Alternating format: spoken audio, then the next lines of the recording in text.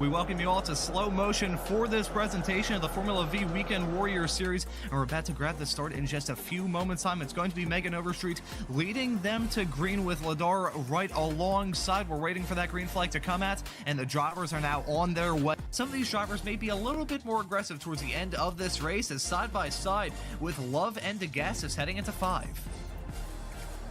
Oh, it's close. It's a bit treacherous on the corner. Rex is just singling run wide there, Ron.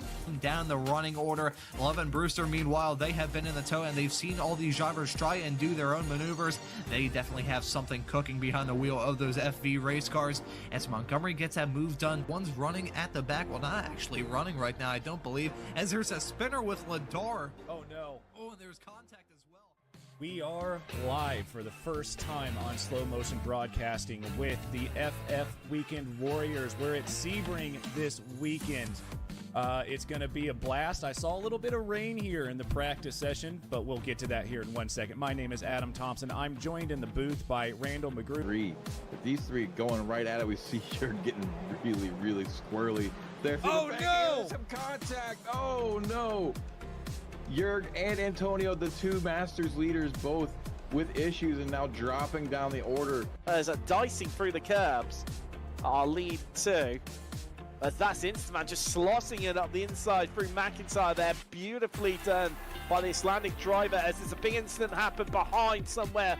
Gonzaga losing a lot of places back. Almost touching at that point. They're around there heading into the closing stages of the track. Not quite there yet. Heading through what I'm calling the horseshoe, but let's not get into my drawing skills at this point. Nothing but clear track ahead of them at this point, so no one should be able to interfere in that battle. Side by side, nearly had contact there. That's going to put Kabanka on the inside for this next hairpin. This could be what decides it, and he's gone right on the outside, actually trying to cover off the car. I do wonder if Barry is going to be close enough to potentially slipstream. They've got 2 corners left to go. This is penultimate one now. Barry right up close, 0.3 of a second. I'm not sure it's going to be close enough, 0.2 of a second. He's got to keep his foot on that loud pedal. Catches a little bit of a curve, but has Kabanka done it? Barry going to the inside, and Kabanka gets it. The field in Castro's hands, and he's going immediately. Gets a good jump there over green, and he's pulling away. He is gapping early, even moving over to try to break up any sort of slipstream or help that inside line, making sure green has his hands full coming into T1. Your chance. Did Jason give Antonio just a little bit of a slow up? It doesn't look like it. Antonio down to the inside. Hopefully going to be able to make this move. Oh, that was close. Soto both coming very hot with a head of steam. Plava going up to try to move out of the way and give up the slipstream. Here comes Gilliland. Slow down. Gilliland coming in, going to try to challenge for this podium. They're going to go too wide. Oh, no! Oh, no! Gilliland and Plava come together. Gilliland's going to come back across the line in 4th place. Quite going to get there. There's a little bit of a lock up there from the 46 car. He's gone deep. Whoa. I don't know how everybody was able to get through that. That could have been absolute tea.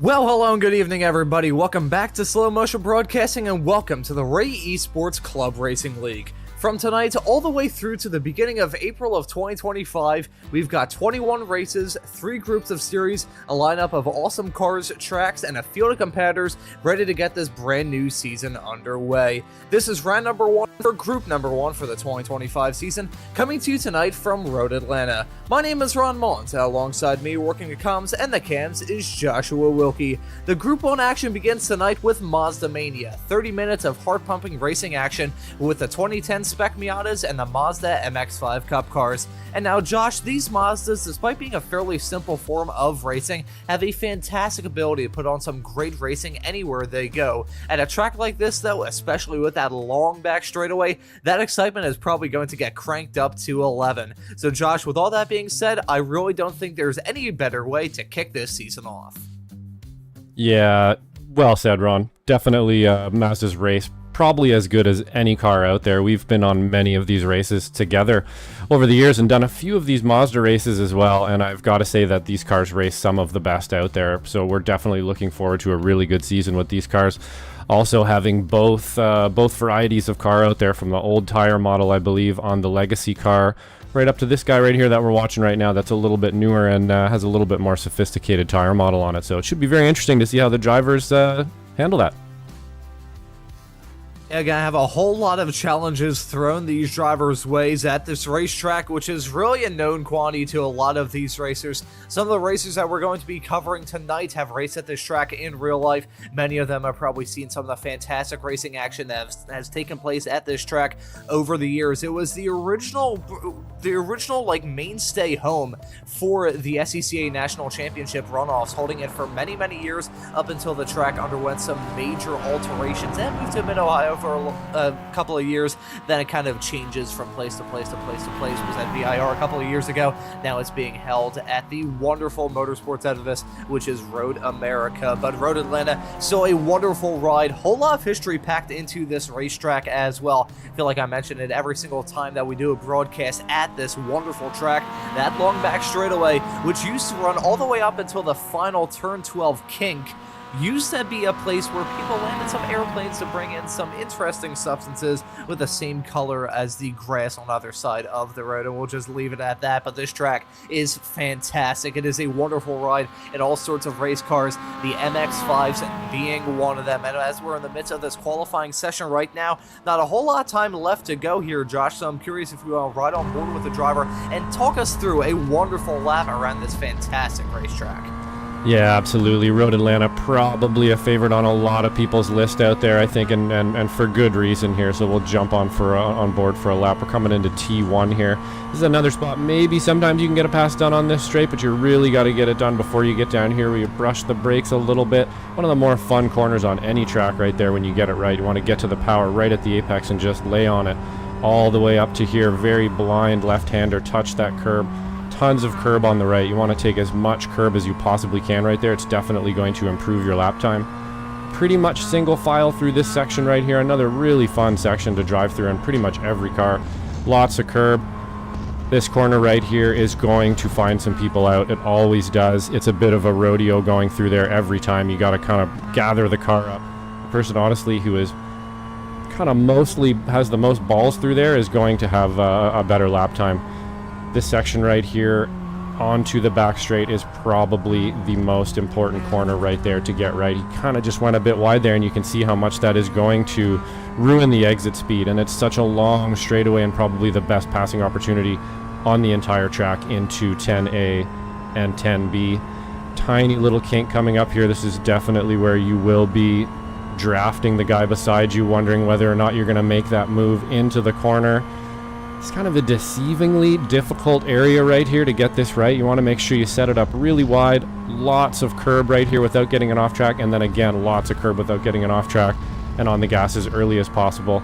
Under the bridge that me and Ron now know you can hit with an F4 car quite hard if you try hard enough.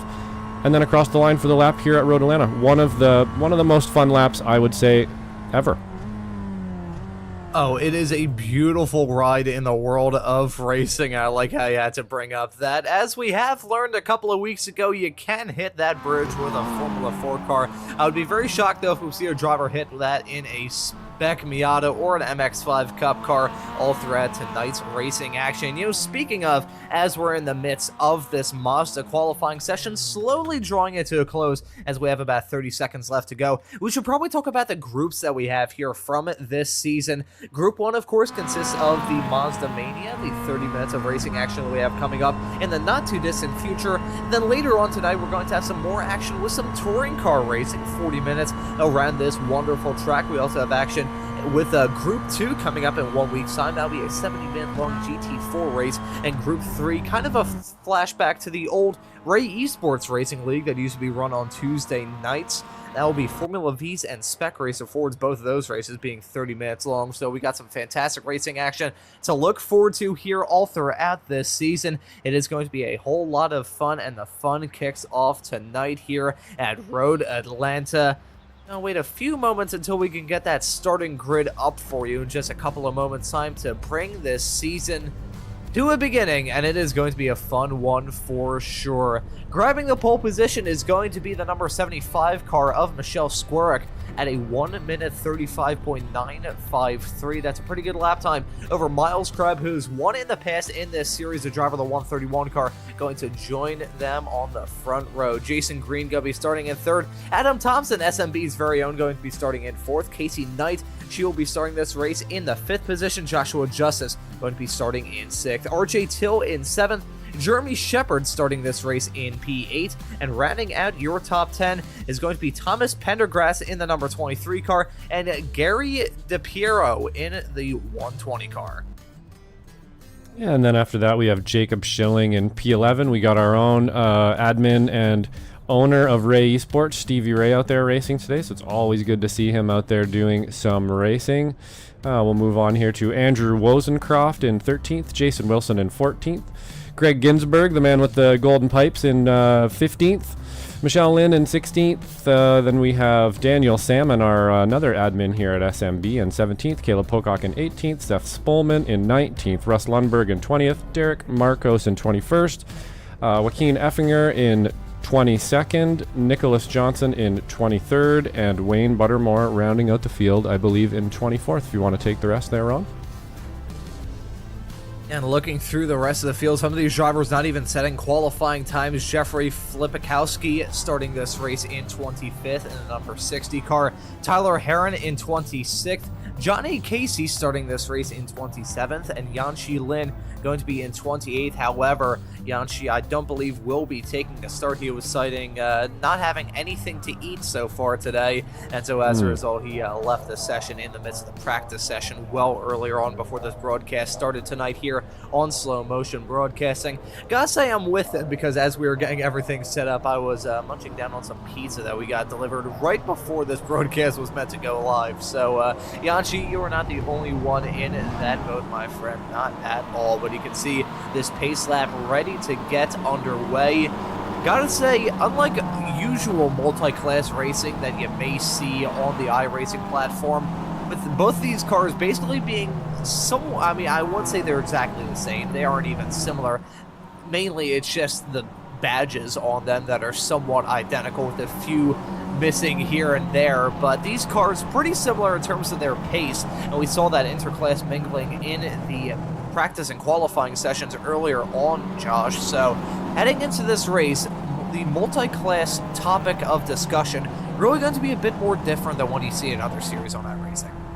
Yeah, that's a good point, Ron. I'm not really exactly sure how these cars are going to race together like this, to be honest. I have never actually experienced it. They are very similar in many ways, but obviously one of them's quite a bit newer, a little more sophisticated than the old one.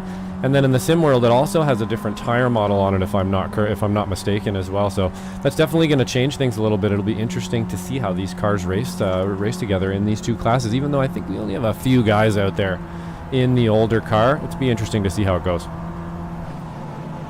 And I believe, unless I am very much mistaken, the highest starting of those old spec Miata race cars is going to be the number 88 of Caleb Pocock, is going to be starting this race down in 18th, unless my iRacing is looking to deceive me. There he is. You can see him in that old-looking car, somewhat different compared to the new MX-5s. Mainly, you got a stick shift to deal with, and we saw earlier on in this year, back in the old days of the Ray Esports Racing League, some drivers having some money shifts all throughout the season. So, hey, in these Mazda races, may have to contend with that between now and the end of this season.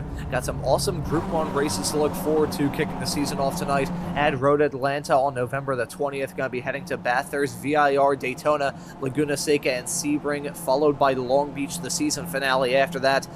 Set to get things underway for what is going to be a fantastic season here. A fantastic 6 months of racing action here on Slow Motion Broadcasting with the Ray Esports Club Racing League, made possible by Sim Motion. We'll talk about that later on throughout this broadcast, but set to get things underway from the opening race of this series. The field in the hands of our pole sitter. The green flag is that the drivers are on their way. You can see a pretty even keel start with most of the drivers up towards the front, a little bit broken up, a little bit farther in the back, but leading them down into turn number 1. Going to be our pole sitter there of Michelle Squirk. Looking right behind though, Miles Crabb, Adam Thompson, and Jason Green starting to battle. Look at Casey Knight there starting to battle. Look at Josh Justice as well in the number 99 car. And that's a big spinner with Green heading down into turn number 3. A big moment for Jason Green, the driver of the 160 car, having a major spin at the beginning of this race, and that is going to shoot him down the running order. Not ideal in the slightest. Yeah, what a bummer for Green. That is a spot on the track there, really, where everybody's kind of got to gather it up, and it did look like there was some people kind of side by side through there, and he just got shuffled out by the looks of it, but we'll have to check a replay here shortly and find out exactly what happened. But other than that, we're looking pretty clean so far here, so without jinxing it too much, let's see if these guys can get this lap done, and nice and clean still. Well, Josh, I know you haven't been on the mic for too long. However, you know the pain of a commentator's jinx. You've been the producer on broadcast, and I've been doing to hear that strike with a thunderous crack. But looking at some battling up towards the front, Crab, Squirk, and Thompson now beginning to battle. Look at Adam there in the 244 car trying to get dicey with Crab and Squirk. Miles Crab, we've seen him win in the past, back in the days of the old Ray Esports Racing League, so he's starting to get dicey at this point. Briefly took the lead heading down the back straightaway. However, Squirk is going to get back by him and lead them down the downhill blast into the final corner to complete the first lap of this season. It's Squirk over Crab over Thompson, Justice and Knight running at our top 5 as it stands at the moment. And there may have been an off-track moment a little bit farther in the back involving Greg Ginsburg, so not sure exactly what happened to him. Heading off through the turn 10 chicane may have been what happened there, but looking at some side-by-side battling with RJ Till. That was Pendergrass that he was going side-by-side with, and Pendergrass was worse for the wear as a result of that battling, as he's now careened his way down the running order, currently running in 8th as it stands at the moment. And that's a big crash for Schilling coming out of turn number 4. Yeah, unfortunate. That was some serious argy-bargy there between those two as well. Really, really good, but well held there for Till to hold on to that car when he got the bump there. That was pretty awesome driving. And then unfortunately we had Schilling off the road there, so maybe we'll have a quick look back here and see if we can't find out what happened to Jason Green, and then maybe we can find out what happened to Schilling here. Thought we got a replay from Ginsburg losing it under the bridge. We'll have to catch up to that as well. Let's have a look at Jason Green here and see if we can't find out what happened. We'll have to go back a little farther.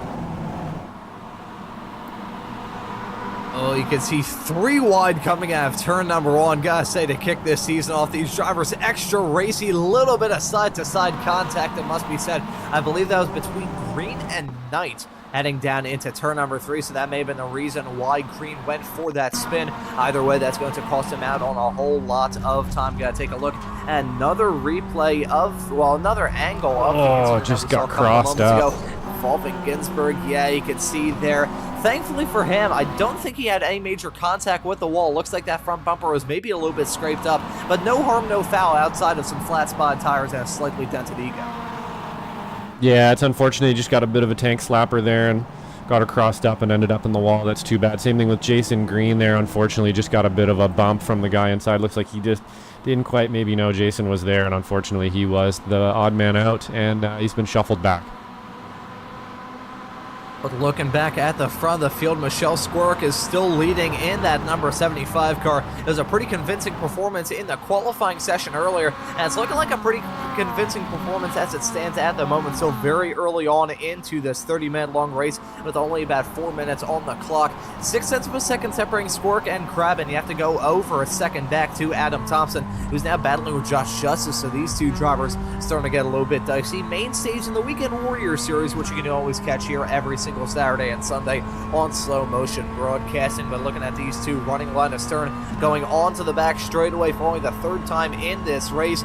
Justice in tow, Thompson farther up the road. Will Justice be able to get a good enough run to go for a move on the 244 car, or is Justice going to try and laying back? Justice, a real-life Spec Racer Ford driver, trying to wheel that Mazda MX-5 Cup car up towards the front of the field, putting on a pretty good show at the moment as he still runs in 4th, and looking at a battle right farther behind. Still got a whole lot of battles up and down this grid.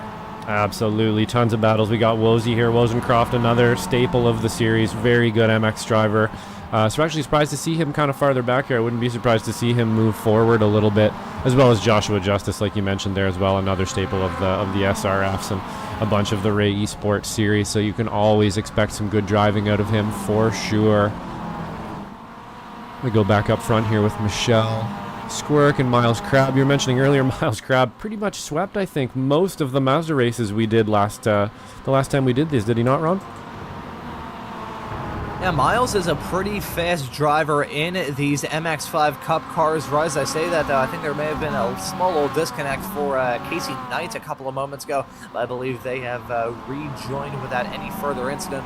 But getting back and talking about Miles Crab, he was pretty dominant a couple of months ago, trying to do the quick maths in my head, which, considering I went to public school, usually fails me.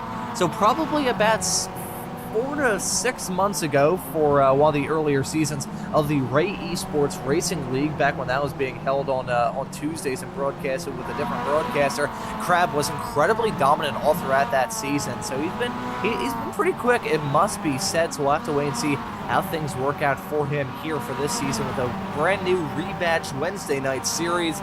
Running strong at the moment and pretty fast up there at the front, running a P2 as it stands currently. Look at some bump drafting going on there between Daniel Zippy Salmon and Shepard, hang down the back straightaway off into the turn number 10 chicane. Looks like those two are going to continue to trade blows. Currently battling outside the top 10 as it stands at the moment. I just want to touch on a thing involving the Crab and Squirk fight at the very front. Despite the fact that they have been the only two to lead a lap in this race thus far, they're both incredibly fast. We've just talked about Crab and his performance in some of these races in the past. It was in the spec Miatas where he was showing that speed, but still, I mean, the MX-5 Cup car race is a little bit different, but still an MX-5, and he's still going to be wheeling that thing up towards the front. I mean, we've seen that thus far this season, still running in second behind Squirk, who's a real-life spec MX-5 racer. So it's a clash of titans as it stands at the moment between the front two. But I gotta say, last time by, they got usurped in terms of pace as our very own Adam Thompson from SMB running down in third. Just at the fastest lap of the race last time by to 1 minute 35.509, which is much quicker than a lot of the cars around them. So I think Thompson and Justice may be working together here in an odd way to try and close up that gap between themselves and the Squirk and Crab fight right in front. Because not terribly long ago it had ballooned out, but now it's starting to shrink down a little bit. Yeah, definitely. Thompson is right in draft range pretty much as of now almost. He's in about the 1 second range here. He's going to start catching that big hole that the cars are punching in the air, especially if they start fighting like this through the two corners there. I believe that's 10A and 10B. Coming under the bridge there, Michelle was able to keep the lead, but that's only going to slow them down, right, Ron? We're going to definitely see Adam and Joshua Justice here in this fight very shortly, and we know that both of them are very racy drivers, and they're going to want to definitely get in front of these guys. Oh yeah, this is going to be a fantastic battle to keep our eyes on. What a brilliant way to kick this season off. What a brilliant way to kick this race off. Haven't even hit the 10-minute mark of this 30-man long race, and we've already got Clash of Titans with Squirk, Crab, Thompson, Justice, and also Casey Knight slowly bringing herself into that fight. So we'll have to wait and see how things shake out there. But looking as they had their way through the S's into turn number 5, that's such a hard corner to try and get right in all sorts of different race cars. Many drivers have gone off at that exact corner in real life and in the sim as well. Believe me, I have been there and done that. The amount of times I've somehow flipped coming out of that corner, you would be surprised that I still have an active iRacing account. But nevertheless, these drivers beginning to battle hard. I gotta say, Piero's may have had a moment as they're now dropping back, currently running at 13th as it stands at the moment. I believe they were running solidly inside the top 10 a couple of moments ago. However, they've had a mistake, lost out on a whole lot of time, and now they're behind series admin Stevie Ray in lucky number P13, so we may have to take a look at a replay to see what may have gone wrong with them. But looking at a fight between Squirk and Crab side by side, hang down into the braking zone of the turn 10 chicane. Squirk still on that inside line in the number 75 car, going to withstand the challenge from Crab at the moment. However, that fight is still continuing, and it looks like we got a 5-car pack at the front of this field. Yeah, absolutely. It's definitely starting to form a bit of a train here for sure, and that's always going to happen when you're racing this hard and trying to get to the front for sure. So far, it looks like Squirk here has put up a great defense for the people behind her. They are not able to find a way past, and you can see them now all starting to line up. You got, first it was 1 car, then it was 2, then it was 3. Now it's almost 4 cars all chomping at the bit to get by first place here. So this is definitely going to heat up quite a bit in the last little bit. I am actually looking for a replay what happened to Piro here, and I cannot find one, Ron. So unfortunately, we are just going to have to guess at what happened to him there. I think based off the fact that it was around turn number 5 where that incident may have happened. Oh, and right as I say that, Casey Knight going for a spin. That is the 210 car around, and that is going to turn that 5-car fight into a 4-car fight. And let's see the mistake. What happened to the driver of the 210 car? Just gets loose hang through turn number 5. And Josh, we mentioned this just 1 lap ago about the challenges heading through that corner in these race cars. Despite the fact you got some power to try and get it rolling, you want to carry as much momentum as you possibly can. So in these races, in these types of race cars, you can have mistakes like that happen. And that's tough as well, because they're putting together a fantastic race. However, sadly, it's just not going to materialize, as they've now dropped down to 8th as the front 4 still continue to fight. Yeah, we definitely, threw out the warning there at the beginning. I think you even mentioned it afterwards, and now we're talking about it again. Corner 5 is deadly. It's a bit of a rodeo through there. Every time you go through it, you really have to kind of just hop the car through it, and every once in a while it catches you out. You really got to get your line just right and play ball with those curbs, or they'll just toss you into the wall. Which is another thing to mention as well. There are places on this track you can go off. That's not one of them. There's walls everywhere, and you usually end up hitting one. So Knight was really good driving to stay out of the wall there as well.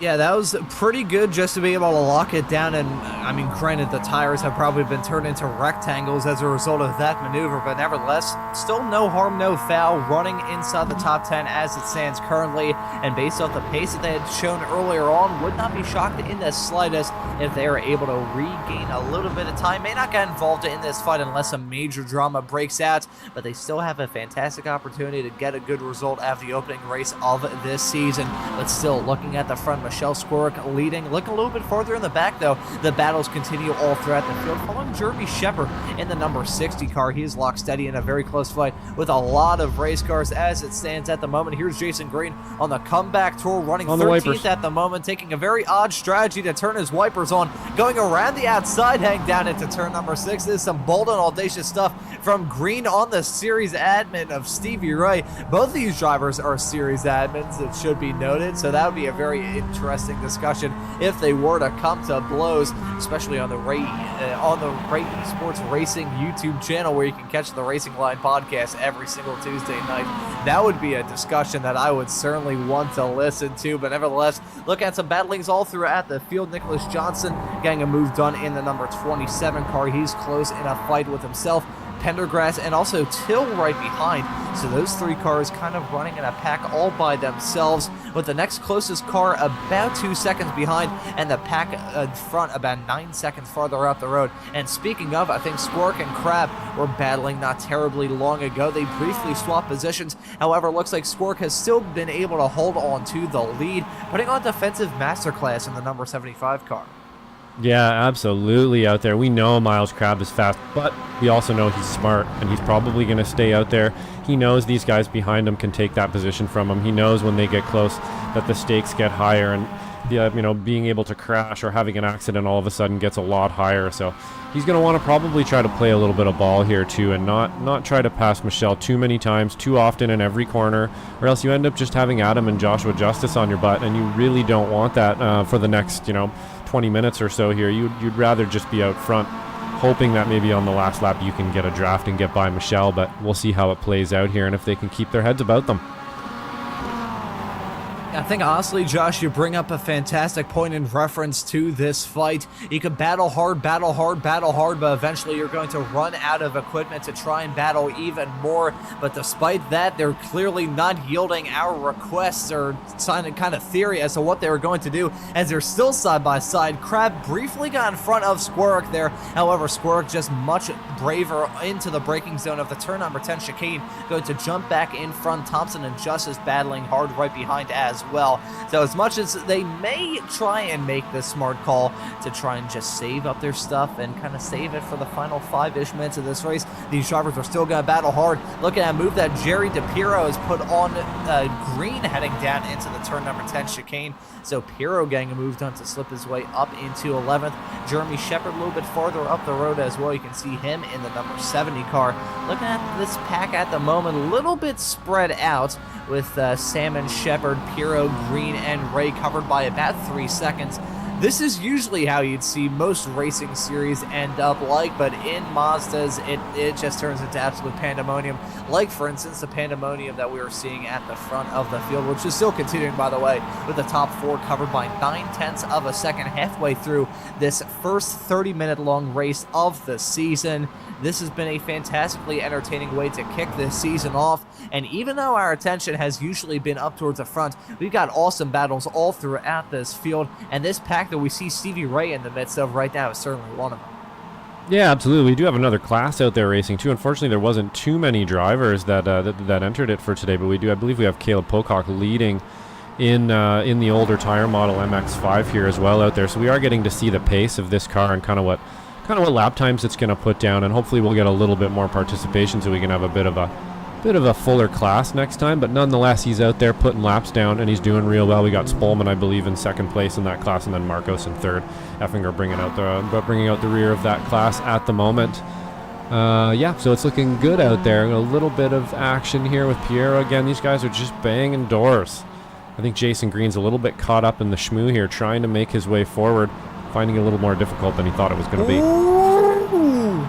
There's some rally action from DePiro coming through the turn 10 chicane, trying to use all the available track to them as Green puts on a fantastic move on Shepard, heading down the hill off into the kink of turn number 12, getting that move done successfully to slip his way up into 11th. And I gotta say, as we were seeing that rally action from DePiro, a couple of moments before we saw some battling up towards the front as Adam Thompson has now slipped his way up into second, and Miles Crabb has dropped down to third. So not sure what may have gone on there, and certainly that fight is going to continue to brew. Jacob Schilling running a little bit farther down in the pack after a moment earlier on. Greg Ginsburg running a little bit farther behind, about 1 second-ish behind him as it stands at the moment. Looking at this battling, though, involving Adam Thompson in the 244 car. Oh, there you can see a big moment from Miles Crabb, trying not to run into the back of the car right in front of him of Michelle Squarick. Tried to get that move done all through the turn 10 chicane. We've seen him go for that in the past. However, he gets caught out, and Thompson, with some opportunistic driving, still gets that move done to slip his way up into the second position as it stands currently. But all those drivers are showing a lot of pace at the moment. In terms of their best laps as well, they're pretty evenly matched, all separated by about a half a second in terms of the best laps they've set thus far in the 11 laps of racing action that we've had thus far. Looking at that fight, though, involving RJ Till. He is wheeling it in the number 20 car. There you can see him battling hard with Thomas Pendergrass. There we go. It looks like those two drivers going to be line astern for the moment, but Pendergrass maybe got to try and wheel it down the inside of the number 20 car. Still ran wide, heading down the hill off into turn number 12 just a couple of moments ago. Will they be side by side off into turn number 1? They will be, but because of a slide, a major sideways moment for RJ Till, got to lose out on another position as it looks like Knight is going to get past him to move his way up into, move his way down into 8th. So RJ Till having a moment that's going to give Casey Knight the opportunity that she needed to get that move done to slip her way up into 7th. But Pendergrass now starting to pull away from these drivers as a result of those shenanigans all through turn number 1. Not sure what happened to the number 20 car. Tried to get that move done, got it done successfully, but it was just mega sideways in the span of just 2 corners in the span of, what, about 15-ish seconds? Those corners are so tough in these MX-5 race cars. You got no aero at all. Really, the only aero on these race cars are the rear view mirrors and the windscreen. So you got to rely on that mechanical grip. And when it gives out like it did to RJ Till, you're in for a world of trouble. But fantastic save through turn number 1. Yeah, that was pretty great, and a very nice pass there too from Pendergrass. He really put the pressure on Till, and that's definitely why he swung wide there for sure. He wasn't really sure when he could put the brakes on because they were bumper to bumper. And he's probably, millisecond late on the brakes there and ends up going a bit wide, and Pendergrass send her up the inside after having to take some evasive action in 10A and 10B just before that to avoid Till. So Pretty nice move there as well, and Casey Knight also taking the advantageous move and just grabbing that position up the middle while they were squabbling with each other, so good on her. Yeah, well done to those drivers, battling hard but keeping it clean, and that battle is still going to continue as Knight is so close to the back of Pendergrass. May see those drivers begin to battle. Certainly seeing a battle involving Jeremy Shepard nearly running off into the dirt coming out of turn number 12, but he's still battling hard with Daniel Zippy Salmon in the number 19 car. Let's see how these drivers begin to battle. Gotta say, a little bit of damage, as you can see on the front of Shepard's race car, kind of screwed up a teeny tiny bit. But hey, it's war wounds in these races where elbows can break out and you can get a little bit physical. They're already seeing that on the front of Shepard's race car. Currently running 11th at the moment as Zippy is occupying the final top 10 spot. And there's Jason Green running in 9th at the moment, running a little bit wide through turn number 5 though. That gravel. In the past, the gravel used to be threatening, but now the gravel is even more threatening considering it's very similar to a corner like turn number 3, I believe it is, at Summit Point, where if you touch the gravel coming out of that corner, you are in for a world of trouble. It feels like you hit a brick wall. Adam Thompson now moving into the lead of this race. Squirk and Crab battling for P2 right behind. So Squirk losing out on a little bit of time. Crab still not able to get that move done on Squirk. He's tried to go for that move in the past, and much like what happened with him and Thompson not terribly long ago, it's going to happen with him and Justice. Justice two-wheeling it, hitting that curb, heading through turn number 12, still going to be on the inside line, heading down into turn number 1, battle last late breakers, and the late breaker is going to be Justice, who slips his way up into the final podium position, but those drivers battling has actually pulled a little bit of a gap between the pack of Thompson and Squirk and Justice and Crab, but look at that, got some lap traffic to deal with a little bit farther up the road. That's going to throw another wrench in the works, side by side, heading down the hill, off into the S's. That was some bold stuff between both of those drivers. Thompson and Squirk battling hard, Justice and Crab battling hard, and I think that battling is still going to continue. Looked like Squirk was going to try and go around the outside, diving down the inside into turn number 6. Is it a good move from the number 75 car on the 244? Yes, it is, to retake the lead of this race, but usually going for a move at the bottom end of the circuit sets yourself up for absolute disaster heading down this back straightaway. Let's see if Thompson can continue that game of leapfrog. Yeah, I think we're probably going to see that here. He's either going to try to bump, is he going to bump draft, or is he going to go for it? I guess we'll find out here in a few seconds if he's going to try to take it into 10A here. This is definitely the spot to do it. I think he might just wait this time. It's probably a good idea to wait. Squirk has some serious pace out there. He knows it. Adam needs to sit in his car, take some deep breaths, make sure that he stays in this position and keeps it together. Don't worry too much about Joshua Justice behind you. Just keep what you're doing. Keep doing what you're doing, and keep pushing it out there and try to keep calm is the number one thing here. With only a few minutes left, we got about 8 minutes left in this race now, so not too many laps left, and you really got to keep it together now. Yeah, 8 coming to 7. These drivers are seeing that checkered flag approach them, but right now Thompson is seeing Justice approach. Some lap traffic to deal with as well. You can see that field hang their way off through turn number 3 and 4 at the very beginning of the 15th lap of this race. Justice has been a fantastic driver to follow all throughout.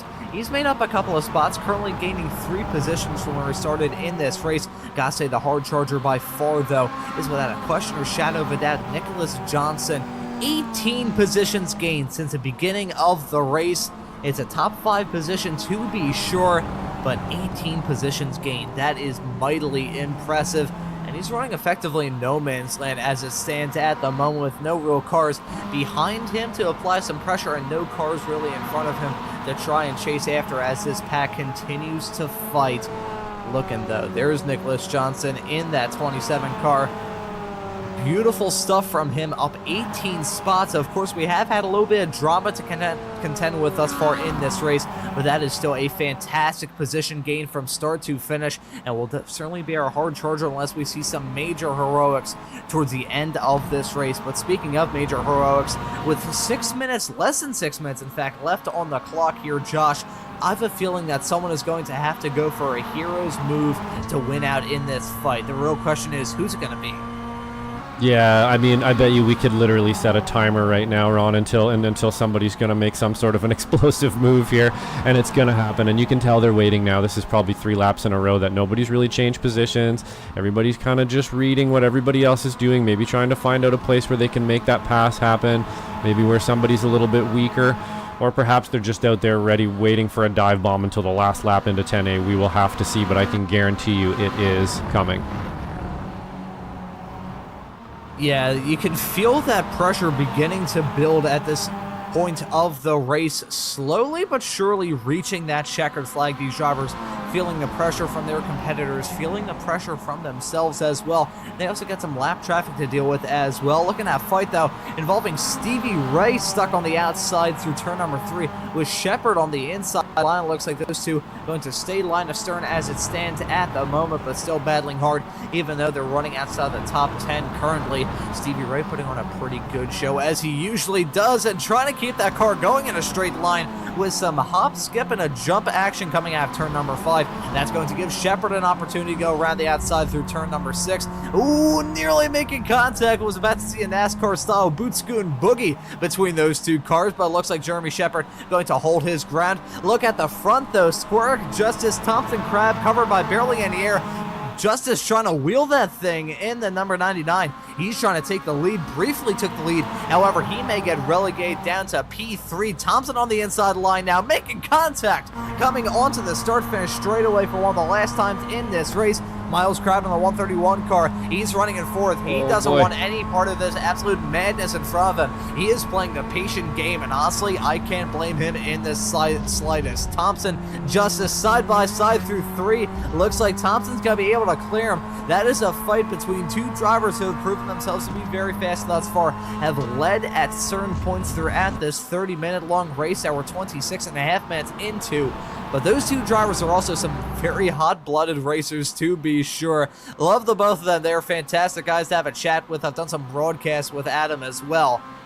They are some hot-blooded guys when you put them behind the wheel of a race car. So seeing those two battle, you know that it is going to be fantastic to watch. And certainly one driver that's enjoying that view is Squirk, as she was able to actually pull a little bit of a gap heading through the opening sector of this lap, a gap which is certainly going to increase now that we're back onto that back straightaway.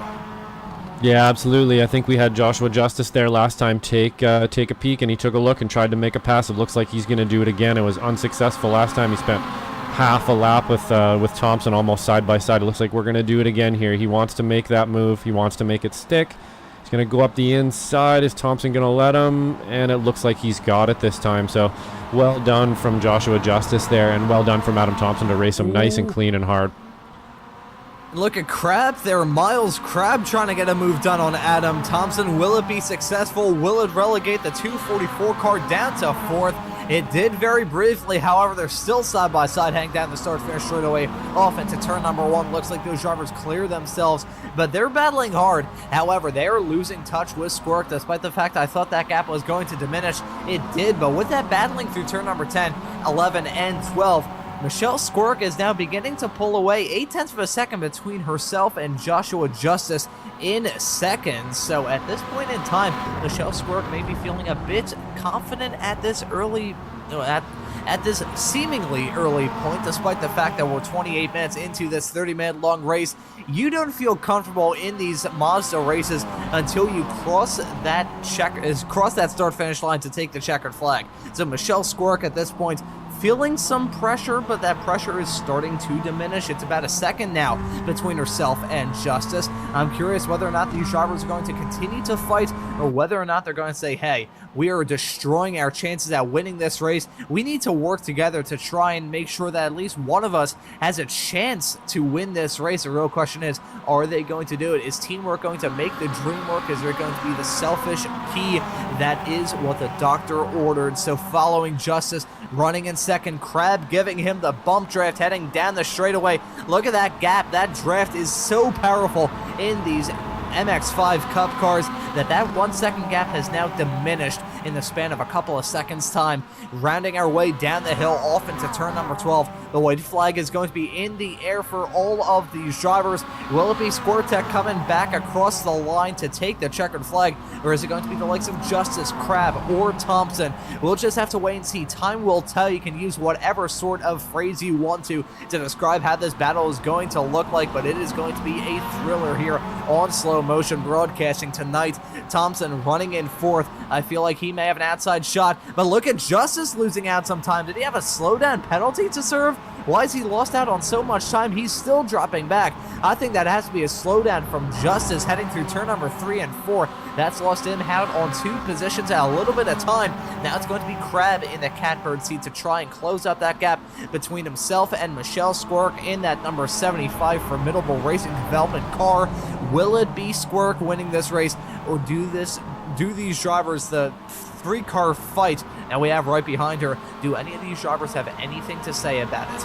Heading down the back straightaway for the final time in this race, Squirk, 0.6 of a second gap. You can see her weaving, but not really weaving too aggressively. I think she has a good feeling about her chances at this point. Thompson giving the bump draft to Crab. Is it going to be enough, though? Will Crab be able to get that move done?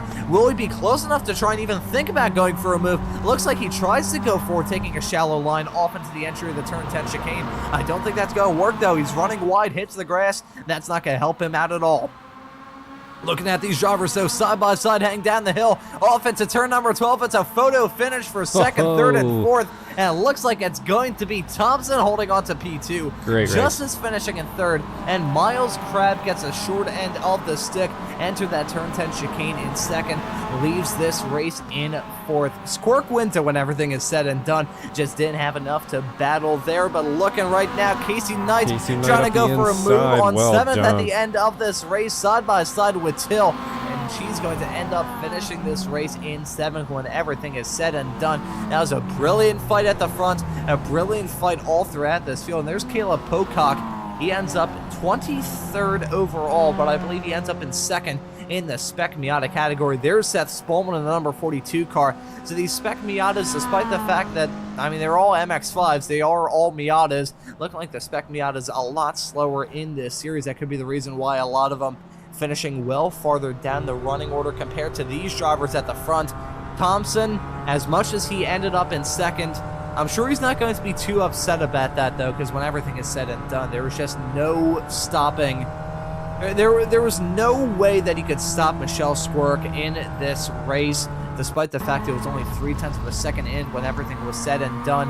It was just her race to lose, and at the final end of this race is basically exactly what happened. Looking at a replay, though, of Justice wheeling that thing across the line, ending up in third. He was an absolute wheelman all throughout this race, making up 3 spots, but that fight towards the end of this race, he was getting scrappy. That is for darn sure, and in the end, he ends up rounding out our podium in third.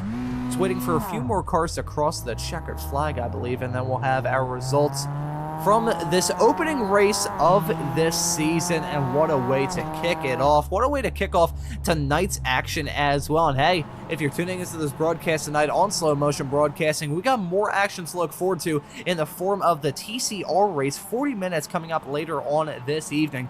But more on that in just a couple of moments' time. I am scared. Usually whenever we see Jason Green lining up something with a bunch of cars around him on a cooldown lap, he's setting himself up for a jump. Yeah, it took the words right out of my mouth there, Josh. Is he going to go for a jump? I'm not even sure what sort of jump that he could take here, unless he's going to flat out it, hit the gravel. Yeah, he's going to try and go for it here. Is it going to work, though? Not a lot of air, a lot of wall contact, though. So, oh, you can see Thompson coming in. I'm waiting for someone to just get... Oh, there's the contact. There it is. I was waiting for a T-bone collision. Still a pretty bad collision with all the drivers that attempted to go for the jump, but here at this racetrack, despite the fact you have a whole lot of elevation change, can't really go for it. Otherwise, we may end up seeing a driver... Oh, boy, that was a near jump with a Kerry DePiro briefly jumping up into the air, so some strange physics, some strange laws of physics being completely ignored at the end of this opening race of the season. But Josh, I think we'll briefly run through the results before we move off into some interviews here. It was a great way to kick this season off, and Michelle Squirk is the one who ends up victorious in that number 75 car. Pretty dominant performance from our pole sitter. They lead not from lights to flag, but they're running up towards the front all throughout this race. A force to be reckoned with for sure. Gonna get used to that number 75 car running at the front in these MX5 races. Adam Thompson, SMB's very own, ends up in second. Joshua Justice going to run at your podium in third. Then we have Miles Crab in fourth. Nicholas Johnson ends up being the hard charger by a country mile. The driver of the number 27 car finishes in fifth, and in doing so makes up 18 spots when everything is said and done. A brilliant drive from him. Thomas Pendergrass was battling hard, making up 3 spots. He ends up right behind in sixth. And we have Casey Knight. She ends up right behind in seventh in the 210 car. RJ Till in eighth. Jason Green in ninth. Daniel Salmon going to round out your top 10. Then we have Gary DePiro in 11th. Jeremy Shepard finishing this race in 12th. John Wilson in 13th. Andrew Rosencroft in 14th. Stevie Ray finishes in 15th. Jacob Schilling in 16th. Michelle Lynn in P17. Greg Ginsburg ends up in P18. And then looking through the rest of the field, the rest of the drivers finishing inside the top 20 are Russ Lundberg and Wayne Buttermore. Then looking at the final drivers that either ran into some difficulties, were laps down, or did not even take the start. We've got Seth Spaltman, who ends up winning it in the Spec Miata class. Christopher Satterley ends up this race in 22nd. Caleb Pocock in 23rd. Derek Marcos finishes this race in 24th. Joaquin Effinger ends up in 25th. And then running at your field are the drivers that we did not see from the start. Jeffrey Flipowski, I believe, did take the start.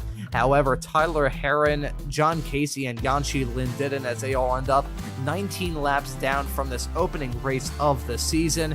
And Josh, we got some drivers waiting in the interview waiting area. Who would you like to have a chat with? Yeah, well, it looks like we got Adam Thompson in there. He had a pretty eventful race, so maybe I'll drag him in here and see what he's saying. Adam, that was quite the race, my man. It looked like you really kept your head about you there. Had a pretty strategic race. You had a few laps near the end there where you definitely just kept in a line and looked like you waited for your opportunity to strike. Didn't really come near the end there, though. So how was the race in your opinion there, Adam? A lot of fun. I mean, Stevie Ray puts on another great race. Go figure at this point. Yeah, no, it was an absolute blast, man. Obviously, keeping it clean was the name of the game, and staying in line. We all saw those guys' qualifying times. I was not that fast. Just had to stay with them, and Joshua Justice started battling me there a couple laps in, and I thought I was going to lose the draft, and I thought it was over, but was able to stay in that draft, and yeah, it was just kind of pick your points and make it happen, and I'm glad with my P2, honestly. I mean, I'm racing with 6.4K iRating, guys, and I'm down here at 1.5.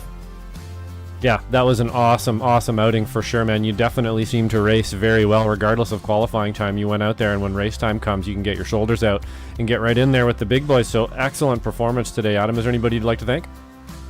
Yeah, Joshua. I don't know, obviously, first stream for this. I'm sure it's been a bit of a I can say it. It used to be my, it used to be my channel. It's probably a bit of a ball buster. We don't really have, overrides or anything yet because we don't know who's all in the race. So thank you for doing this, obviously, and shout out to you as well, Ron, for staying up pretty late over there in PA for putting this on with Joshua. And I'm super happy to have you guys around.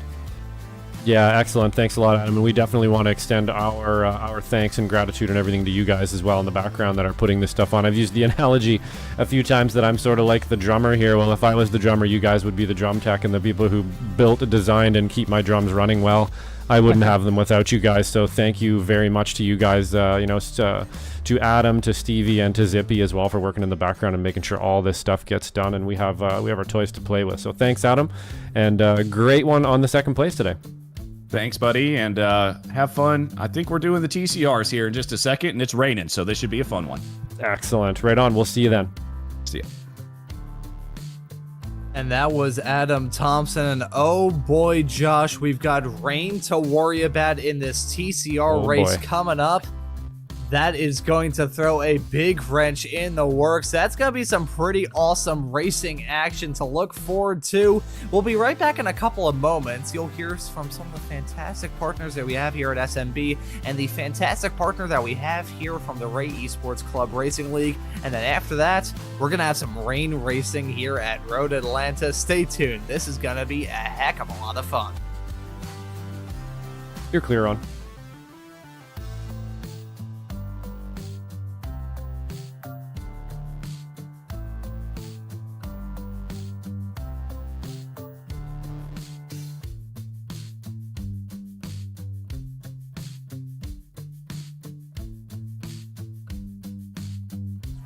Through dip 50, slowing crest 40, 1 left.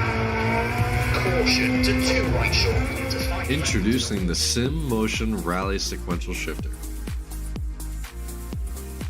Our shifter is specifically designed for sim racing enthusiasts who want to enhance their experience in the rally world using a push-pull system. Compatible with wheelbases like the Sim Magic Alpha series, V&M Direct Drive, Fanatic, and Simicube, and can easily be installed in minutes. It also has the adjustability to suit any wheel or driver's needs.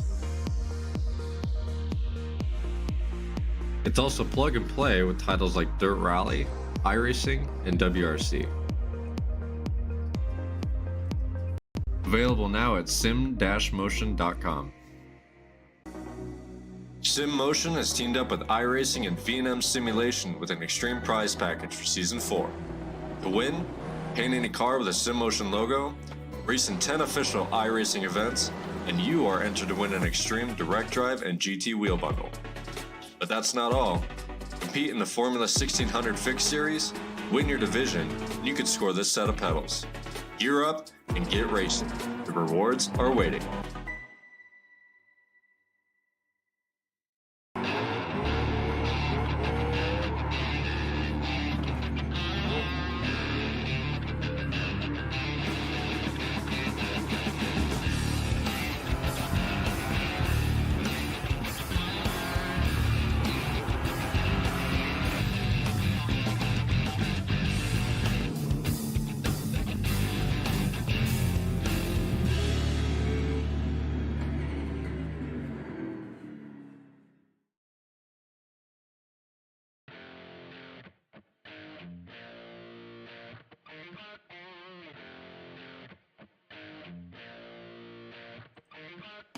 With years of experience and a passion for customer service, Sim Motion is a trusted name for Sim Magic products. Whether you're just getting started or a seasoned pro, we have the gear to get you on the podium. At Sim Motion, we don't just sell gear, we fuel your passion for sim racing.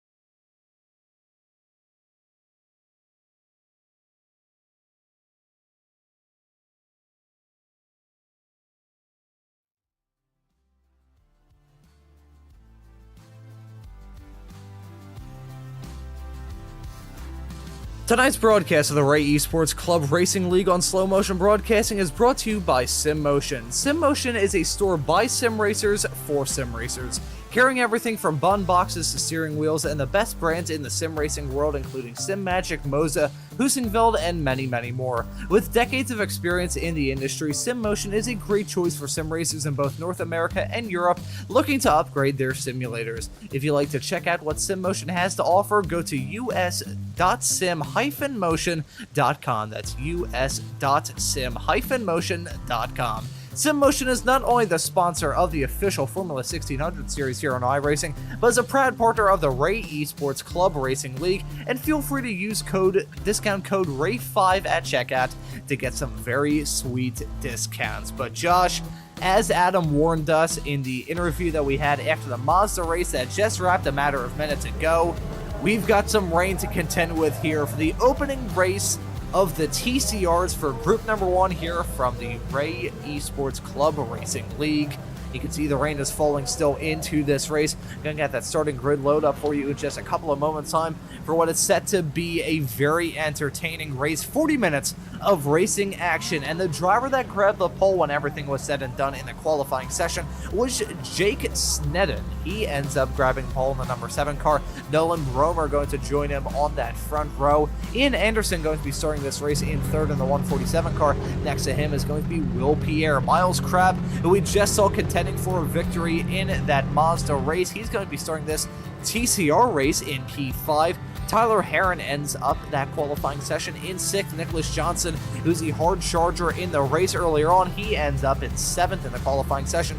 Michelle Squirk, the Mazda winner, going to be starting this TCR race in P8. Kerry Anderson in 9th. Joshua Justice going to round out your top 10 starters. And we have Caleb Pocock and Stevie Ray starting this race in P11 and P12 on the 6th row of this grid. Seth Spolman and Greg Ginsberg going to be making up row 7. Paul Ellis and Brian Stasinski going to start right behind them. Now we have Andrew Wilsoncroft starting in 17th, Casey Knight starting in 18th, John Wilson starting this race in 19th, my apologies there. Daniel Zippy Salmon going to be starting this race in P20. Adam Thompson going to be starting right behind. So we got the current and former owner of SMB starting this race in 20th and 21st. Wayne Martimore in 22nd. Russ Lundberg in 24th.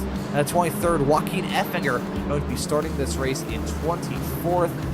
We're looking through the rest of the starters. Actually, that is going to be the end of the grid. My apologies there. Got a little bit lost count there. Josh, I will say we did a little bit of investigative journalism between the end of that Mazda race and the beginning of this. And by investigative journalism, we mean I got a message from Zippy pretty much saying that these cars are very difficult to drive. I will not say exactly what he said in that message. However, he pointed out that the cars are very difficult to drive in these conditions.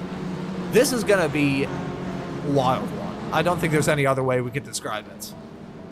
Yeah, I think you're probably right. I'm not really too super familiar with these cars here, but I would imagine they're not going to be too easy in the rain and offer a very unique sort of challenge here with the with being front wheel drive and so on. So it should be a pretty interesting race, I think, from everybody's perspective here. First time I've seen these cars race in the rain. Probably the first time a few people out there have seen these cars race in the rain as well.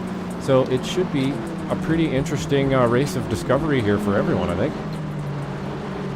That it certainly will. It's gonna be fun though. Honestly, I love touring car racing. It's one of those series very similar to what GT3s are nowadays. Touring car racing was to GT3s today what I'm trying to figure out what the right phraseology is. Again, lost in my words here a little bit.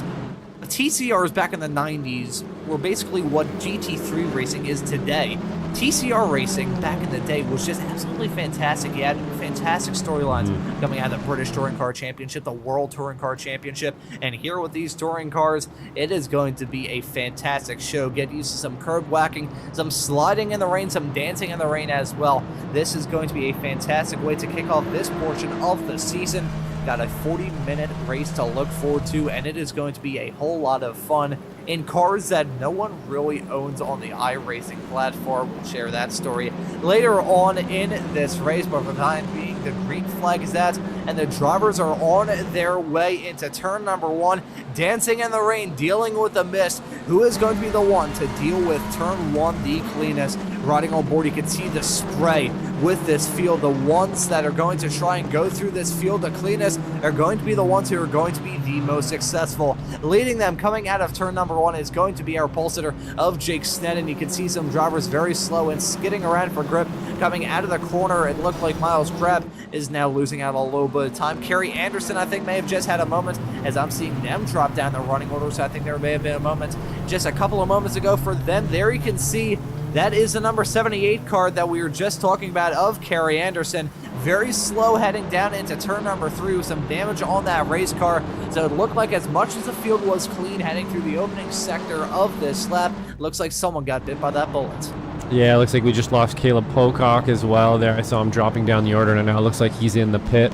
So definitely some attrition out there so far. This is not going to be an easy race in the rain like we were saying in the run-up there. I don't think a lot of people have had a lot of practice, A, at this track in the rain, B, at this car track combo in the rain either. So it's going to be a pretty interesting one, and it looks like, you know, those out there who can kind of keep it calm and really drive nice and smooth and everything are probably going to come out victorious today, but only time will tell here to see how 40 minutes in the rain is a long time, so it's going to be a hard one out there for everybody. Oh, it is going to be tough for sure, but these drivers are going to try and tackle that challenge as best as they possibly can. Looking at Stevie Ray getting racy with Nicholas Johnson. Those two drivers running a P8 and P9 as it stands at the moment. Looking at Stevie heading down into the turn 10 chicane. Nearly going off the track, but he keeps it going in a straight line. Here's Jake Sneddon. He's going to be leading the first lap of this race. Pretty good first lap from most of this field. We got to see how they try and tackle the rest of this race. So got to say Sneddon with a flyer of a start, already extending that gap to himself and Bromer of about a second. So those two drivers starting to spread out a teeny tiny bit. Looking at some battling a little bit farther behind, involving Adam Thompson and Ellis heading down into turn number 1. Looks like Thompson going to get that move done in the number 17 car. You can see riding on board with him though, sawing at the wheel, trying to keep it going on the racetrack. It's complete contrast to what we saw earlier on with the MX-5s. That race, these drivers were dealing with a little bit of grip issues, but not to the degree that they're dealing with right now. Some drivers already running into some difficulties. Looks like Lundberg and Squirk have already come into the pits, along with Caleb Pocock and Brian Szynski, who may have run into some difficulties at the very beginning of this race. But Michelle Squirk, you can see her in the number 75 car running into some difficulties. Here's Brian Szynski, who I believe did not even take the start of this race. So it looks like despite the fact that most of the field has tackled lap 1 clean, some drivers running into some difficulties. Look like Caleb Pocock had some damage. That's another off-track moment there. That's Ginsburg, my apologies, in the number 72 car going off the circuit. That was right at the bottom end of the lap through 6 and 7. That's such a tricky section to try and get right, especially in the rain. You got the grass there as well, making it about as hard to rejoin the racetrack as you possibly can. But a small moment for him, going to lose him out on a little bit of time and some positions as well. Now running in 10th, but going to take a look at some replays to see what's happened to most of the field that are currently stopped in the pits. Yeah, let's see if we can't catch up to a few incidents here. There were definitely a few. Oh, just couldn't hold on to it there, unfortunately. So hard once you lose the car in the rain, and then there's I believe that's Buttermore right behind him there, putting it in the wall as well. So you're gonna see a bunch of that out there today, just little spins like that. Oh, just as I speak, Ginsburg with the Oreo machine into the wall hard. So that's probably gonna end Ginsburg's race, unfortunately, today. Hopefully he can get her fixed up and get back out there, but she's looking a little blown up at the moment.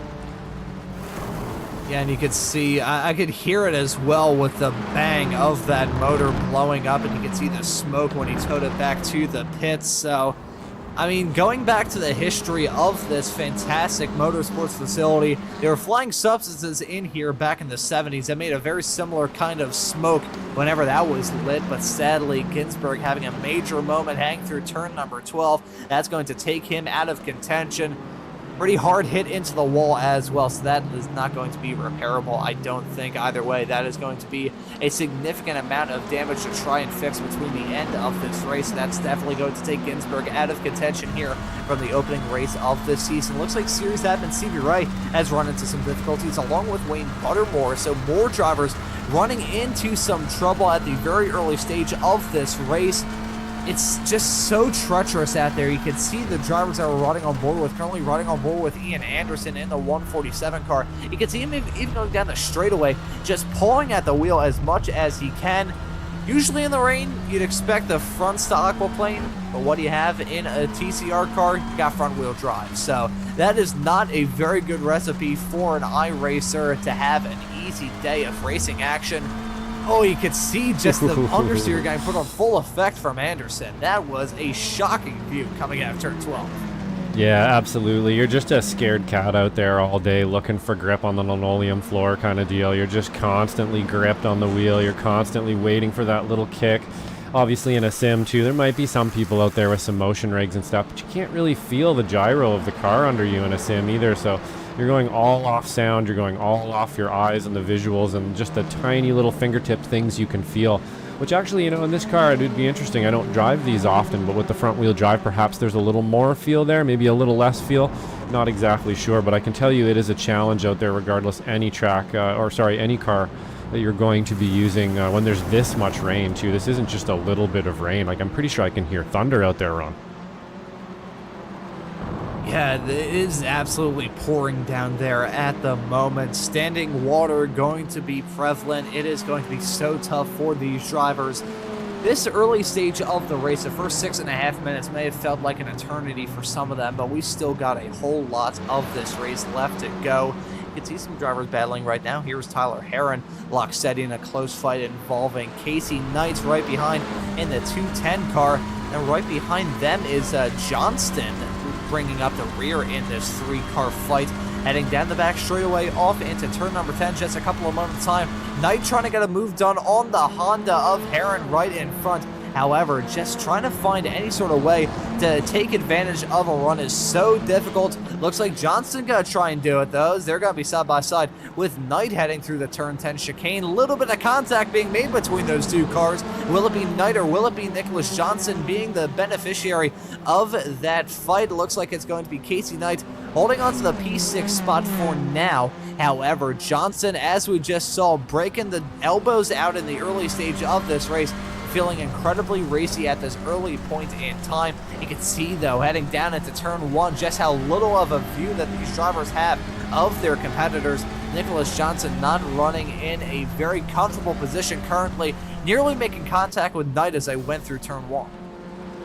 Yeah, I mean, this is definitely when, having a bunch of track knowledge and being out there a bunch on this track is going to pay off a whole bunch. You're basically feeling things out there. You can barely see anything, so you kind of know, after you've done thousands, maybe thousands of laps around here and other cars and so on, you're going to start to, when we got an accident here from Nolan Bromer, unfortunately, looks like he has lost it. Is that T5? No, through the snake. Let's see if we can't gather it back up and get on track here. But yeah, back to my point there, the track knowledge is really going to help you out here. When you can't see the corners coming at all, it's going to be a big deal that you kind of know by feel where everything is. Looks like we may have just seen the driver we saw run into some difficulties tow back to pit lane, so that is going to be a real tough pill to swallow for a driver that we saw running up towards the front. However, for Bromer, things have not materialized, but looking at fight side by side with Knight and Heron. Look at Johnson trying to make it nearly 3 wide. Those drivers battling hard. They're 3 line astern heading off into turn number 10. I was about to say some 3 wide action in the rain in some TCR race cars. That is not what the doctor had in mind at all. Looking at that, though, that was not what Knight had in mind at all. Heading through the turn 10 chicane, that's going to give an opportunity for Nicholas Johnson to get a move done side by side through turn number 12 onto the start-finish straightaway. Knight going to hold on to P4 as it stands at the moment. Holding on to it by a whisker, though. That was some very close stuff coming out of the turn 10 chicane just a couple of moments ago. They hit that paint, they hit that curb on corner exit, and for Casey Knight, that was near disaster for the driver of the 210 car. Yeah, you can see it out there like we're mentioning before. You think you have it all gathered up and you think you're doing well, and yep, I think I found the dry line and I feel comfortable, and then whoop, all of a sudden it drops from underneath you and everything changes. Oh, there's another good slide right there. Ooh. They are out there just driving the wheels off these things right now. I'm actually a bit jealous. I really do like to drive in the rain. I really do like the challenge of the rain. Some people don't like it. I believe you've said before as well, Ron, that you're a bit of a mutter. I definitely identify with that. So am I. I love being in the rain. I like being out in the mud and the puddles, and there's something about it that just gives me a little bit of extra grit. That being said, there's people out there, guys and women out there, who just hate driving in the rain as well, and this is just hell for them. So we'll see who can't, finish this race off at the end with all their nerves intact, let's say. Yeah, trying to keep a calm head in conditions like this it's just so tricky. I feel like we'll definitely share some stories throughout this season about my real-life racing escapades, because anyone who hasn't tuned into a broadcast with me yapping professionally on the air, I actually used to do a whole lot of SCCA racing in the past. It was autocross, mind you, so I was not a wheel-to-wheel racer. But running in the kart program between the junior karts and the kart modified class that is still active in the SCCA to this very day, running in the rain as a kid and running my first event in the rain at the SCCA Solo Nationals in 2016, we didn't really cover the air filter on the carburetor on my engine, so as a result, after we drove like 1,500 miles from Lincoln, Nebraska back to my home in the city of Philadelphia, it was a very odd change of oil in that engine. It looked like strawberry Nesquik, to say the very least. Looking at this, though, this is Zippy in the 21 car, running effectively all by his lonesome. Just figured we'd mention the boss man there. Anyways, yeah, it did really look like strawberry Nesquik. It was not a good look at all. Mixed out with a little bit of metal flake, it was not a good look in the slightest. Not a good look in the slightest for the competitors, considering the fact that Jake Sneddon is still leading this race, extending that gap to himself and Anderson to 3.1 seconds, despite the fact we're only 12 minutes in to this 40-man long race, as a fight continues between Knight and Heron. Yeah, these guys are just battling hammer and tong here for sure. It looks like actually Johnson has kind of pulled away from this battle a little bit, and now it's back to Tyler and Casey Knight. But you know what? We need to go take a look and see what happened to Nolan Bromer here. Speaking of bad luck, see if we can't find out how this all ended up here. It looks like he had a few, unfortunately. I think this one here may be the initial incident here. Let's see if we can't find out what happened. And I'm gonna guess it's a bit of curb. Oh. Yep, curb on the outside. Ooh. Completely lost traction. Hydroplaning incident in front of him. Oh my goodness. Okay, so we weren't expecting that, were we, Ron? Yeah, we were not expecting that in the slightest. I kind of figured that it was going to be a trip through the grass that would have sent Nolan Bromer around, but no, that was a big amount of contact. The Taco Bell car getting rung through that section. Ooh. There you can see a big off-track moment heading through the S's. Not sure who that was that had that off-track excursion, but nevertheless, may have been Caleb Pocock with nowhere to go as well. Yeah, may have been Caleb Pocock in the 88 car. Let's run on board with him, heading through the very beginning of that lap, down the hill, off into the S's. Takes it a little bit too much of the curb on the inside, drifts out and bang into the wall. That was a huge impact for Caleb Pocock in the 88 car. You can see the drivers having to take evasive action and a big amount of contact for Bromer, and I'm not sure who that was that had the rally action, trying to keep that car going in a straight line. That was a beautiful save. That may have possibly been Ian Anderson that we saw have that off-track excursion, because I can see the little hop, skip, and a jump from that Honda TCR car heading through into the grass there.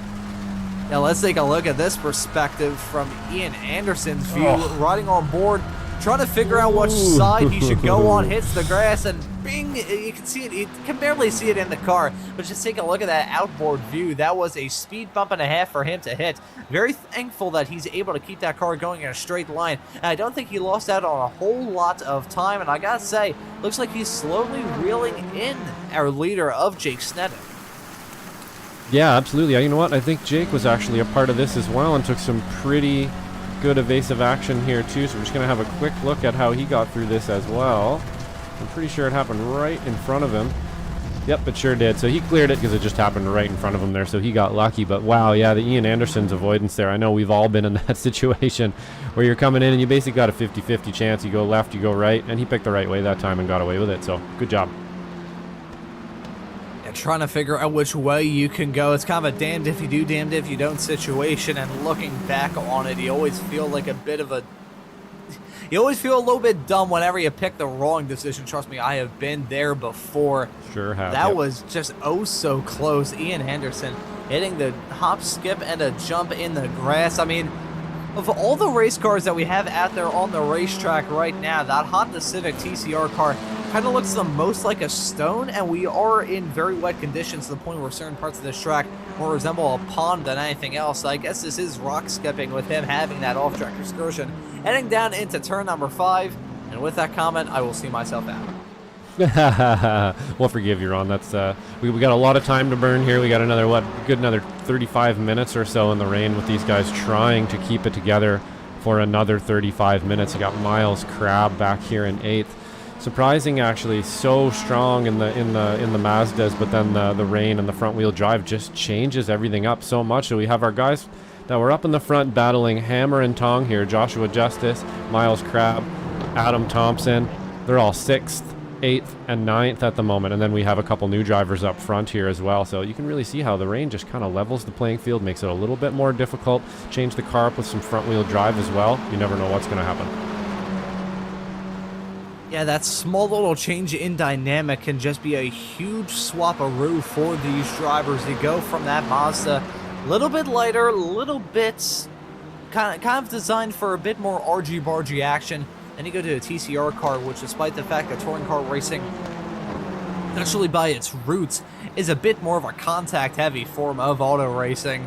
They're still a bit more aero-sensitive than an MX-5 Cup car, so these drivers taking it a little bit more careful. Then you just throw rain into the works. That just throws these drivers for a whole lot of a loop. Gotta say, always nice to see a rain race in the world of iRacing. Been one of the best adds into the service for sure. I remember the first time I got to drive any sort of machinery on iRacing in the rain. It was actually the Cadillac GTP car, and I decided to go about it without any sort of traction control, so it should be no doubt that heading into Tower Bend around Sebring, the first time of asking, that was when I conveniently ended up hitting the wall going about 100 miles an hour, but that's a very good reason why I'm behind the microphone instead of behind the wheel. Nevertheless, looking at these drivers who are certainly very happy that they are behind the wheel, and behind the wheel of a race car that has no spray in front of them. Ian Anderson, despite the fact there's about 4 seconds now between himself and Sneddon farther up the road, doesn't have any sort of adverse spray to worry about, which in these rain races, you know, windshield wipers can only do so much. Yeah, absolutely. As we saw in a couple of the shots there from earlier, windshield wipers don't really do much when you're doing 150k on a back straight and there's a literal wall of water in front of you. They're kind of just there for display at that point, but if you know the track well enough and you can feel the car out, you'll be able to make it through 10A and 10B just fine, hopefully. Oh, and we got a bit of a lock up here from Johnson, gathers it up, and again makes the apex there. So you can see how hard they're working out there. You're modulating brakes, you're modulating throttle, your fingertips on the steering wheel. It's just constant. You got to keep her going the whole time. Your nervous system is just ripping out there trying to keep this going. And I will agree with you there as well, Ron. I really do like the rain and iRacing as well. I think the first race I did might have been at the Nürburgring of all places. I think was the first one I did in a Porsche GT3, and I believe I actually got second place too, so it wasn't too bad. Some of the cars, like the GTPs and stuff, almost undrivable, but then you come down to the GT3s and even the FFs and stuff, and man, oh man, does the rain ever feel good, and is it ever one-to-one on the tracks too. It's so great to be able to go out there and see how it would actually look in real life when it rains at Road Atlanta. I think with all of the stuff that we've had to deal with thus far in this race, look at Nicholas Johnson with the slide heading down the hill all through the S's. I feel like it's very fitting about the fact that I was watching the 2015 Petit Le Mans earlier on today, and when I say watching it, I did not watch the whole race. However, I was listening to the end, the way that race ended in very odd circumstances. A checkered flag coming out 8 hours into it. that kind of created a little bit of controversy, and it's the only time in the Petit Le Mans history, ever since the race was first held back in 1998, that a the GT3 car has ended up winning it. Back then, I guess it was a GTLM at that point. I feel like I should know this, since that was basically as soon as I started getting into it. So I believe it was GTLM at that point. So Nick Tandy on the wheel of a GTLM Porsche 911 ended up winning overall at Petit Le Mans in 2015, a heavily rain-affected race where the nearest prototype was actually down in third. May see some odd things like that in this race. We're coming up to the halfway mark in just a couple of seconds' time. We've already had a whole lot of trauma just based off the fact there's an Aaron front bumper that nearly caught out Jake Sneddon hanging through turn number 1. You can tell that these drivers are struggling a little bit with these incredibly adverse conditions. I gotta say, just in terms of the weather, you know, you can obviously see the rain. Rain's bad enough. Track temperatures are also not really doing these drivers any favors. The track temperature currently at 73, which is usually my ideal average everyday home temperature. Oh my god, we got Big Wreck heading through into turn number 5. I think Brian Szynski was involved in that, along with Daniel Salmon. There you can see him in the number 20 car. Try to get a rejoin like a little here. Bit of smoke puffing up from that car. Is that engine damage? Fortunate. I think that may be engine damage. Yeah, that is engine damage for Zippy. He is looking Not sure hooped, what yep. happened there. Heading through down into turn number 5. Going to try and find a replay to see what in the world happened here, Josh. But you could tell just based off the fact that motor is puffing like it's going out of style. I think there may have been some more drama actually before that moment. Down the hill off to 5. Looks we might have a multi-stage incident here. Looks like maybe he had a little incident earlier and tried to get her home and had another one here. Looked like he did any harm, though. Everybody's getting around him okay. He's just trying to get out of the way. So Daniel Salmon having a bit of an issue out there. Oh, we got the leader. Almost had an issue there. Actually, I spoke too soon. So, yeah, we just actually did have the leader come by there and have a bit of a tank slapper right in front of him. So that was a bit of a gripped moment here for Jake, for sure, seeing Daniel Salmon sitting at the bottom of the S's there. Yeah, that is just about the most terrifying view that you can have. I can only describe Sneddon's perspective of that by just kind of imitating the sound that I feel like he made when he saw that car stopped, heading through the downhill section through the S's down into turn number 5, which is just about the trickiest section of this racetrack that's caught out so many drivers in this race. I feel like Sneddon, it was either one word or like 15,000 words jumbled up into a couple of sentences, but that basically be the way that Sneddon would take a look at that, because that was a terrifying moment for him. And we're going to be riding on board with him to see from the perspective of the driver, the number 7. Let's see this view heading down the hill. You can see just skating around the racetrack, looking for any sort of grip, and the puddles as well. Oh boy, that is terrifying. Yeah, so a bit of a strange one there, right? Because he's got to kind of try to hug the left side a little bit, but the left side, but once he saw Daniel there, which Daniel, no fault of his, of course, he's just out there trying to get his car safely off the road. And unfortunately, Sneddon here has to kind of snuggle up against that left curb where there's a big puddle there as well that just wanted to push him right. Almost lost it a little bit, so really good for him to kind of calm down, keep her together, and just get through that little incident and keep going. I gotta say, some more investigative journalism as a part of these broadcasts here on Slow Motion Broadcasting. Only the best. Getting word from Zippy that apparently 369 degrees nice Fahrenheit is the failure point for a coolant system for an Audi RS3 TCR race car. I'm not sure how exactly that would convert into Celsius. Let me do the quick math in my head real quick. AKA doing the quick real maths. It's just me yapping as I bring up Google. 187.2 degrees Celsius.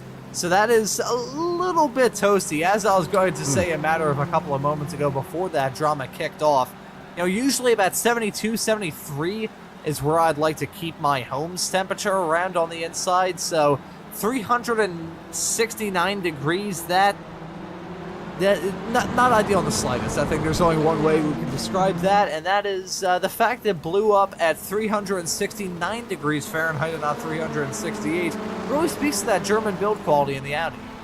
Yeah, they want to make things precise there for sure, right? So the 1 degree over, and then boom, she goes. And Precision that's Deutsche the way engineering. That's right. But it's going to fail precision, and it's going to work precision as well. Makes sense to me. Yeah, that would, that would, I mean, okay.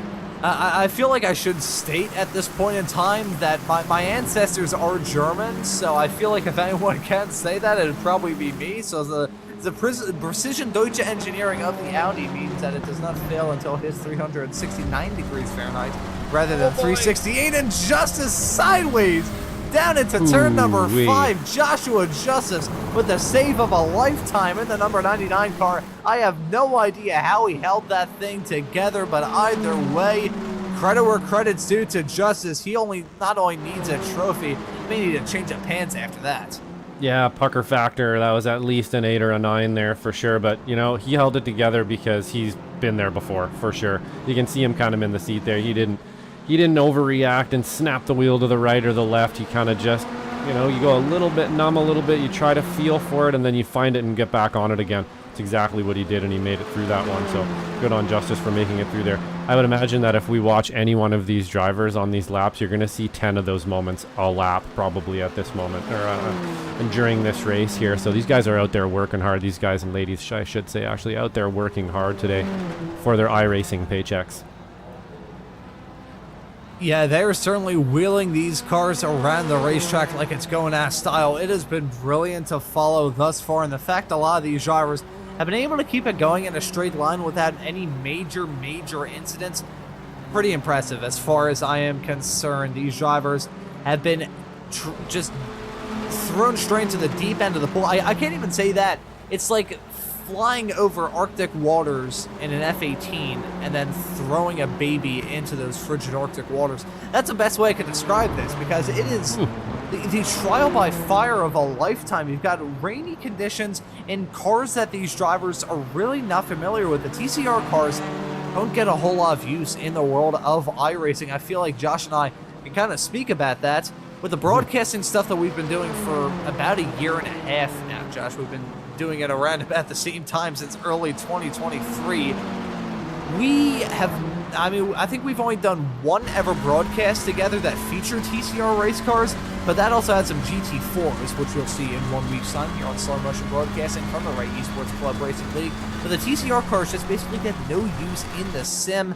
To these drivers dealing with a whole bunch of difficulties. Nicholas Johnson dealing with some difficulties with the lapped cars that he's trying to deal with. That was, I believe, unless I am very much mistaken, drivers around him. You can see the Audi right in front and the Honda right behind.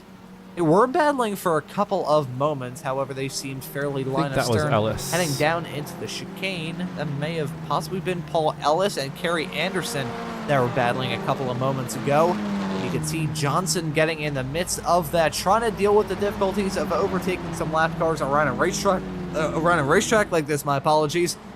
With conditions like this in cars that no one really has experience with, wrapping back on the points. And we mentioned, full transparency, folks, right before we loaded into the session, we both had to buy some TCR race cars. It's just not a sort of race car that you see used in the sim a lot, which I think is kind of a shame, because just based off my previous TCR experience on racing simulators, if you want to call Project Cars 2 a racing simulator, those cars used to put on some fantastic shows. So in iRacing, I'm really, I can't even say upset that TCR cars don't get as much use as they are. Based off the racing action that we've seen thus far, it's certainly difficult to drive in the wet, as Adam Thompson just proved.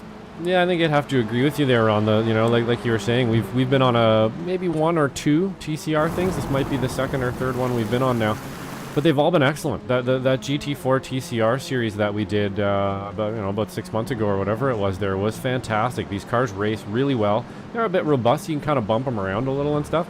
They actually don't seem to be handling the rain too badly either, as I watch Adam Thompson slide left and right and gather it back up there. He's doing a great job out there keeping that car together. But yeah, you're right, Ron. I did have to buy one of these today. I probably wouldn't have bought it otherwise. But now that I have it, I'm going to go out and try to race it, I think. Yeah, I feel like I'm going to do that as well. I may do that once my back is starting to feel a little bit better. That's, if anyone wants to know why I got out of a go-kart, it's mainly down to my spine turning into dust. So that may prevent me from trying to slide these TCR race cars around in the rain. Got the front wheel drive to deal with. That's such an odd thing in the world of iRacing. Don't have a lot of front wheel drive race cars. Look at that Michelle Squirk wheeling that thing, heading through the S's. That was a beautiful view of the drive the number 75 car, just wheeling that thing and sliding all around the racetrack. Looks more like a Formula Drift competition than a TCR race, but it just shows you how adverse these track conditions are. The track temperature is still round about the same thing in the low 70s, which again, it's good for a house temperature, but for the track temperature of a racetrack, which is considered by iRacing now to be very wet, not ideal in the slightest. I think there's no other way to describe it.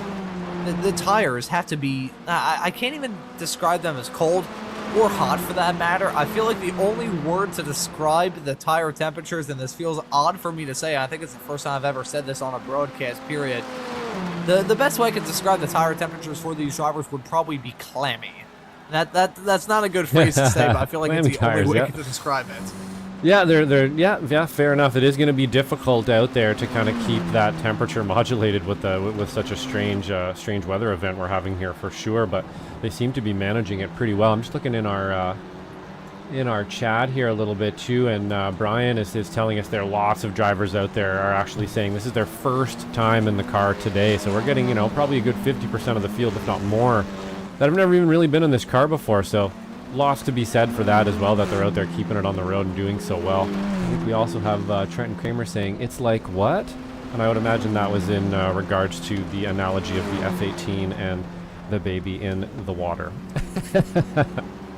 Yeah, that would not shock me in the slightest. I've said some very odd things on the air, that being one of them. But speaking of very odd things on the air, very odd that we got a chance to have a mid-race interview with the driver who's now out of it after cooking his engine.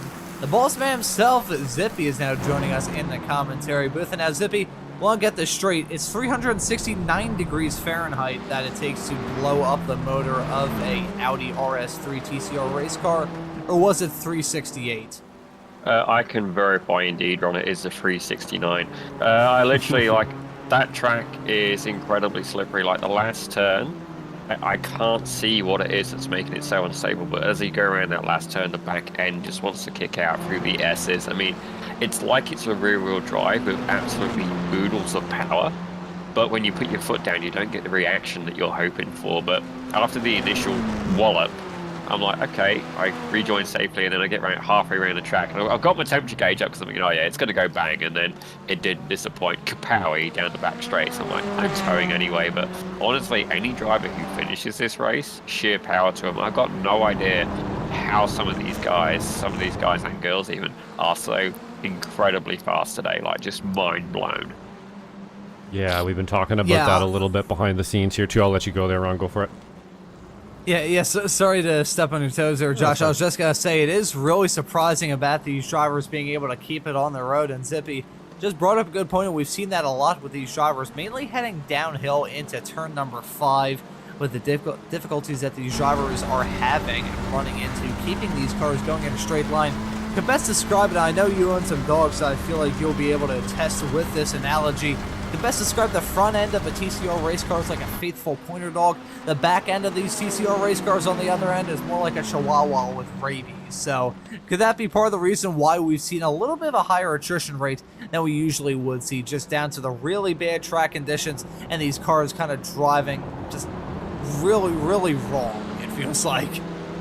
Oh, it's definitely a challenging set of circumstances. Like, even at the start, I had no intention of trying to have outright pace. I just wanted to survive off attrition, and that was working very well for me until I ran out of talent. Like, you need to concentrate so hard 100% of the time, and like, it's just so challenging. And then you'll hear the crew chief saying, oh yeah, it's gonna get a little bit dry, and I'm like, that's why you're a weatherman, dude, because you're completely inaccurate. Like, I was hoping it would dry up, but I gotta admit, when Stevie decides it's gonna rain, he doesn't half-ass it. It's full send monsoon. Wild. Yeah, it looks wild out there. We got our RGL Motorsports here in chat as well, saying he did a little practice in the rain last night, but only got 2 clean laps in or something. So we are definitely dealing with some people out there who just, haven't really been in this car a bunch. And then on top of that, it's raining like crazy. It's torrential out there. I swear I can hear thunder. So it's definitely doing pretty well, and that's a good point you bring up there with the last corner, I think, as well, Zippy. It's just a little bit off camber, I believe, is why it feels like that. As you come down from the bridge, the track actually kind of falls away to the outside a little bit, which is just going to make the car want to kind of drift that way. And we've been watching car after car after car come through there and do a very similar thing as well. So definitely good point. Oh, it's definitely a very, very challenging set of circumstances. But gentlemen, I'm going to leave you to it. Hope you've had a fun night, and good luck to everybody out there. Certainly when I seen Thompson come up behind me, I just got out of the way. I'm like, I don't need to get in his way. But I did have a lot of fun in the first race. The Miatas were a lot of fun. I thought I was maybe one of the highest climbers, and I see somebody absolutely obliterated me on that. But I had a lot of fun racing. I certainly had a good battle with Jason Green, especially. And I can remember when he coached me deliberately not to do a certain move. I then kind of forced him and did that move again, and I felt so cheeky doing it, but he knew it was coming. Right on, right on. Well, thanks for the thanks for the insight there, Zippy, and feel better, and we will talk to you again next week. Thank you, gentlemen. Have a good show. Well, that we certainly have. There's the boss man, Zippy, and I will echo the sentiment that Josh just said a couple of moments ago. Feel better, Zippy. He's been dealing with a cold ever since probably about Monday or Tuesday, if my memory serves me correctly, which chances are it probably isn't. Nevertheless, a cold, never ideal at all. Had one about a month and a half ago. I remember, Josh, I think you can attest for this as well because you're the producer for that broadcast. I remember having a cold back on the other Tuesday night, Ray Esports Racing League earlier on this year. Had a cold while on the air, still did the broadcast, and right as I was wrapping things up, that was when my voice decided to finally give out, and then I sound like a rusty gate creaking in the wind. So, never ideal to have a cold. I do remember that, actually. Yeah, it was actually quite good timing that your voice basically blew up with about 3 seconds in the broadcast left, so you got through it that night, just like the drivers tonight here are trying as hard as they can to get through, just grabbing onto their vocal cords as well. With the pucker factor is definitely high, and we got Stevie out there definitely still. Don't want to jinx him with the commentator thing there. He kept it on. You know, I keep seeing them slide around like that. I got to remind myself that that's happening every lap. You know, these guys are out there. They're slipping around almost every corner, every lap. We're just good enough to keep it on the road, like Daniel said. If you can finish this race, you're doing pretty damn good out there. Honestly, though, Josh, I feel like just seeing these cars get as sideways as they are, even when they aren't going sideways, when you just see somebody giving it like 120 degrees of steering lock or something ridiculous like that, heading into these corners, and they are barely turning at all, it is still so bizarre. I don't even know the best way to do it. It feels like I'm being electrocuted looking at these cars, driving around the racetrack and them skidding about as much as they are. It is terrifying from my perspective here in the commentary booth. I can't even imagine how it is for the drivers out there on the racetrack. And you can see that skidding continue. Paul Ellis in the 05 car, keeping it going in a straight line, and that is feather footness if ever I saw one. Usually in the past, actually I say that front-wheel drive TCR car, really, you can just gun it and keep it going in a straight line. He already has a low bit of damage with a rear wing that looks like it's waving to the fans. You can see it's squeaked up a little bit on the left-hand side. But Ellis currently running in the 14th position, one lap down the field, quite spread out as it stands at the moment. Currently, our race leader, who's been our race leader pretty much ever since the drop of the green flag, our pole man of Jake Sneddon, still leading this race. 7.5 seconds between himself and Ian Anderson running in P2. Will Pierre, who I don't think we've just rarely, if ever, talked about throughout this broadcast, he's running in the 3rd position at the moment in the number 2 Honda. So the last time a number 2 Honda was running, I was behind the wheel of it. Actually, as I say that, my buddy Robbie drove in my cart this past weekend, so who am I kidding? Here's Will Pierre in that number 2 Honda, a pretty clean and sharp-looking race car, if I do say so myself. That or my eyes are deceiving me, and the iRacing gods are deceiving me, and the paint scheme is looking different from my perspective. That is on the air. No, it's still looking the exact same. That is a very clean-looking race car. You got the light blue, the white, and the black. A very simple yet very elegant scheme. And it's been a simple yet elegant drive for him, running in the final podium position as it stands at the moment.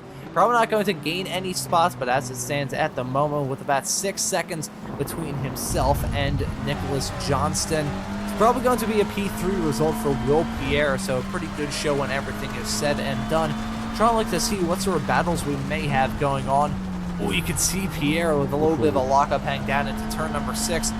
there may be a fight possibly brewing in the not-too-distant future, though, involving Justice, Spallman, and Crab, as those cars are covered by about 5 seconds, still running inside the top 10. There they are. Yeah, we're looking like we might have a bit of a battle here. I know these guys have been hounding each other off and on for the last little bit, for sure. Just trying to... Oh my goodness, big tank slapper there. Every lap here, these guys are having to deal with some serious driving here, so pretty awesome.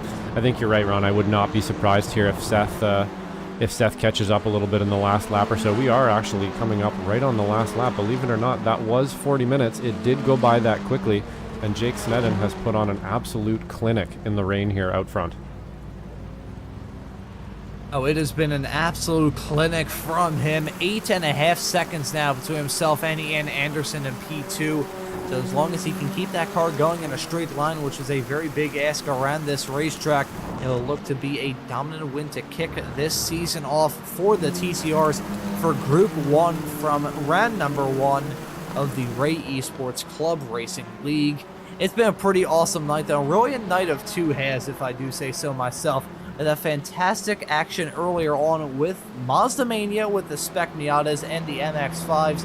Then we head to this race, which despite not having the heart-pumping battling, has still been heart-pumping in a completely different way, just seeing these race cars navigate this racetrack, and it has been a very uncomfortable experience just looking at these drivers skidding around the racetrack really with no conscious control of their vehicles. It has been terrifying to follow, but nevertheless, lots of these drivers negotiating the challenge quite well, and I think we're going to see some more challenge in 1 week's time when the series returns for Group 2. 70 minutes of racing action with GT4s at Sebring International Raceway coming up in just 1 week's time here on Slow Motion Broadcasting. Looking at the front, though, Jake Snedden in the number 7 Hyundai. He is going to be heading through the very challenging Turn 10 chicane for the final time in this race. Despite the fact he's on the final lap and on track for a dominant victory, he's still pushing it, extending that gap to himself and Ian Anderson, but he's going to have that gap. He's going to have that finish. And even with the drift coming to the end of this race, Jake Snedden in that 7 car takes the checkered flag victorious in the opening race of the TCRs for Group 1 of this brand new season. Ian Anderson going to finish well farther back in P2. We have to wait a while before we get to this man, Will Pierre, in the number 2 Honda. He's going to end up rounding out your podium in 3rd. We have to wait a little bit more to get to Johnston, who was the hard charger in the Miatas, making up 18 spots from lights to flag. He's not going to be the hard charger this time. It's going to be the driver that finishes behind him of Casey Knight. A little bit before Casey crosses the checkered flag, but it's going to be a pretty good result for the driver of the 210 car, crossing the line now in 5th, making up 13 spots from the start to the finish, and that's going to be the hard charger unless Adam Thompson running down in 9th has anything to say about it. We'll have to keep our eyes peeled to see if there's a moment involving Justice, Spallman, or Crab that may give Thompson that elusive 13th and 14th position gain. Looks like there is not going to be, as all those drivers are going to cross the start-finish line now. And looking at that drift in the back, a shot from Miles Crab, the drift, I should say, heading through the final corner. That was a nice slide to bring this night of racing action to a close. I feel like if we had a competition during this race, Josh, about what driver had the best drift, I feel like we'd be on the air for like another 5 hours, because there were just so many slides all throughout this 40 minutes. Yeah, absolutely. Don't ever let anybody tell you a front-wheel drive car can't drift, because it certainly can, and we definitely saw it today. And some good drives out there as well. You're saying with Will Pierre and stuff, for instance, we didn't get him on the broadcast a bunch, but sometimes that's exactly what you want in a race like this. You kind of want to just fly under the radar and end up in 3rd, and that's exactly what he did here. Nice drive from Adam Thompson, as well as Miles Crab and Seth Spallman as well, to kind of almost round out the top 10 there. Good stuff. And then Michelle Squirk actually in the top 10 after the win in the Mazdas as well. So once again, I think probably through the season here, we're going to see a lot more people get used to this car. The next race hopefully won't be maybe not hopefully, but it won't be in the rain, and we'll be able to see kind of some more pace out of that these drivers have. And I think we really do have a good series on our hands here, and I can't wait to see the rest of them. Well, it is going to be a fantastic season that we have across all of the groups. The Group 1, we've got a fantastic season of races to look forward to. Road Atlanta tonight to kick this season off. Going to be heading to Bathurst in about a month's time. then heading to tracks like VIR, Daytona, Laguna Seca, Sebring, and Long Beach to bring this season to a close on March the 26th. Only here on Slow Motion Broadcasting. We've also got the action with Group 2. They're going to have a fantastic season in their own regard, with the GT4s running 70-minute long races at wonderful tracks like Sebring, Circuit of the Americas, Watkins Glen, Road Atlanta, Barber, Mid-Ohio, and Road America to bring the season to a close. And we also have the action from Group 3 with the Formula Vs and the Spec Racer Fords at tracks like Homestead, Sebring, Summit Point, Willow Springs, Road Atlanta, VIR, and Mid-Ohio to bring this season to a close. That's not going to happen, though, all the way until April the 9th is when this season is going to be brought to a close. So we got a whole lot of racing action to look forward to between now and the end of the season. I think we have some results to touch on at the end of a very odd 40-minute race to bring this season to a beginning. Big Sneddon, though, wins it in convincing fashion in the number 7 car over an Ian Anderson in second. Will Pierre going to round out your podium in third. That's Nicholas Johnson finishing this race in fourth. Casey Knight finishes in fifth. Joshua Justice, who I think we're going to be having a chat with in just a couple of moments, so I'm going to finish this race in sixth. Seth Spolman finishes right behind in seventh. Miles Crab with a beautiful drift towards the end of this race. He's going to end up in eighth. Adam Thompson ends up in ninth. Michelle Squirk, who had a very up and down day for sure, won in the Mazdas. Doesn't do so great as fantastic in the TCRs, but still, top 10 results certainly won't turn that down at all. Tyler Heron going to finish this race in 11th, or right behind him it's going to be Kerry Anderson. Nolan Bromer, who we saw up towards the front, got involved in an incident not really of his own doing at all. He ends up in 13th with a little bit of bad luck throughout this race. Then we have Paul Ellis and Stevie Ray finishing right behind, rounding out your top 15. John Wilson, Wayne Butterworth, Daniel Salmon going to finish this race in 16th, 17th, and 18th respectively. Then we have Joaquin Effinger and Brian Szynski rounding out your top 20. And looking through the rest of the field, drivers running into some difficulties at the very beginning of this race. We have Andrew Wilson-Croft, Caleb Pocock, Greg Ginsberg, and Russ Lundberg rounding out the 24 cars that we had in this race. Those drivers finishing outside of the top 20. We got some drivers waiting in the interview waiting area. I believe one of them may actually end up being our hard charger from this not the Spec Miata race, the TCR race, that being Casey Knight. So, Josh, would you like to have a chat with her? Sure. Hey Casey, how's it going, man? That looked like a pretty difficult race out there in the rain today, holding it together. We saw people sliding around and drifting, and it looked pretty much like a race of attrition. You're kind of battling the track. That being said, I believe you were our hard charger out there. I think you made up 18 or 19 positions over that whole race. So how'd you do it? Well, I will first put that up to failing to put down a qualifying lap, because that was my first time in the rain in a TCR, and that was not how I went to discover that this race was wet. And yeah, I that's would fair. say I would say like touring cars are my forte on iRacing. Michelle, obviously, she has the MX-5s down, and I have quote wrong wheel drive down. But in the rain, I don't know how I did that. It was just pray, try to guess the wet line, and pray some more. Wipers, pray. You're gonna see a pattern here. There's a lot of praying involved. Excellent. Yeah, well, I think, we were hearing from a few of the drivers there that it looks like it was the first time for a lot of drivers, not only in this car, but also this car in the rain at Road Atlanta as well. And it looks like everybody did a pretty good job out there for the most part. We got, a few people that didn't finish and everything, but you definitely got in the pack. You definitely fought really well, and you beat all the pucker factors out there. So is there anybody you'd like to thank for finishing her up today? Oh, okay, yeah, I have a lot of people to thank for that. Stevie Ray, obviously, for putting on this league and everything. That club feeling. I can't race anymore because I had that coma where I was in after my last race at Mid-Ohio 11 years ago. So Michelle, she does all the racing, and I just wanted to do a league with her and I, and just go out there and just have great races. So Michelle, obviously, I used to race in this league a while, but Jake Sneddon, we had a good talk before the race. Adam Thompson as well, everybody at Slow Motion Broadcasting, and yeah, pretty much yeah, everybody watching. Yeah. It's always fun to put on a show for everybody. Excellent, man. I don't think I'll be starting in the back again. Right, you make qualifying next time for sure. Yeah, it looks like you got some pace out there, so hopefully we can see you a little closer to the front. And you're right, man, this is going to be a great series, and we're really glad to have you along the way. So we'll see you at the next round and the following rounds after that, and wish you luck this season. Thank you. If it's drier, I'm totally okay with that too. Excellent. Yeah, I think we'll probably have a dry race next time, but who knows? Don't put money on it. Right on. Have a good one, Casey. You too.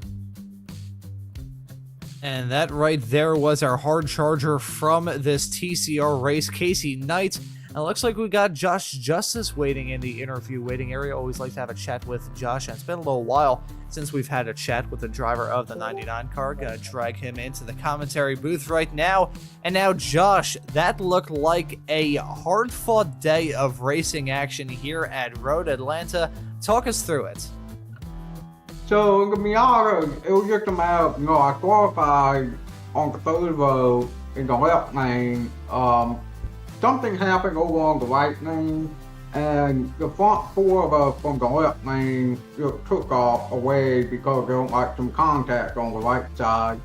And for the most part, like on lap 3, I went for a pass going into turn 10, and it didn't work out.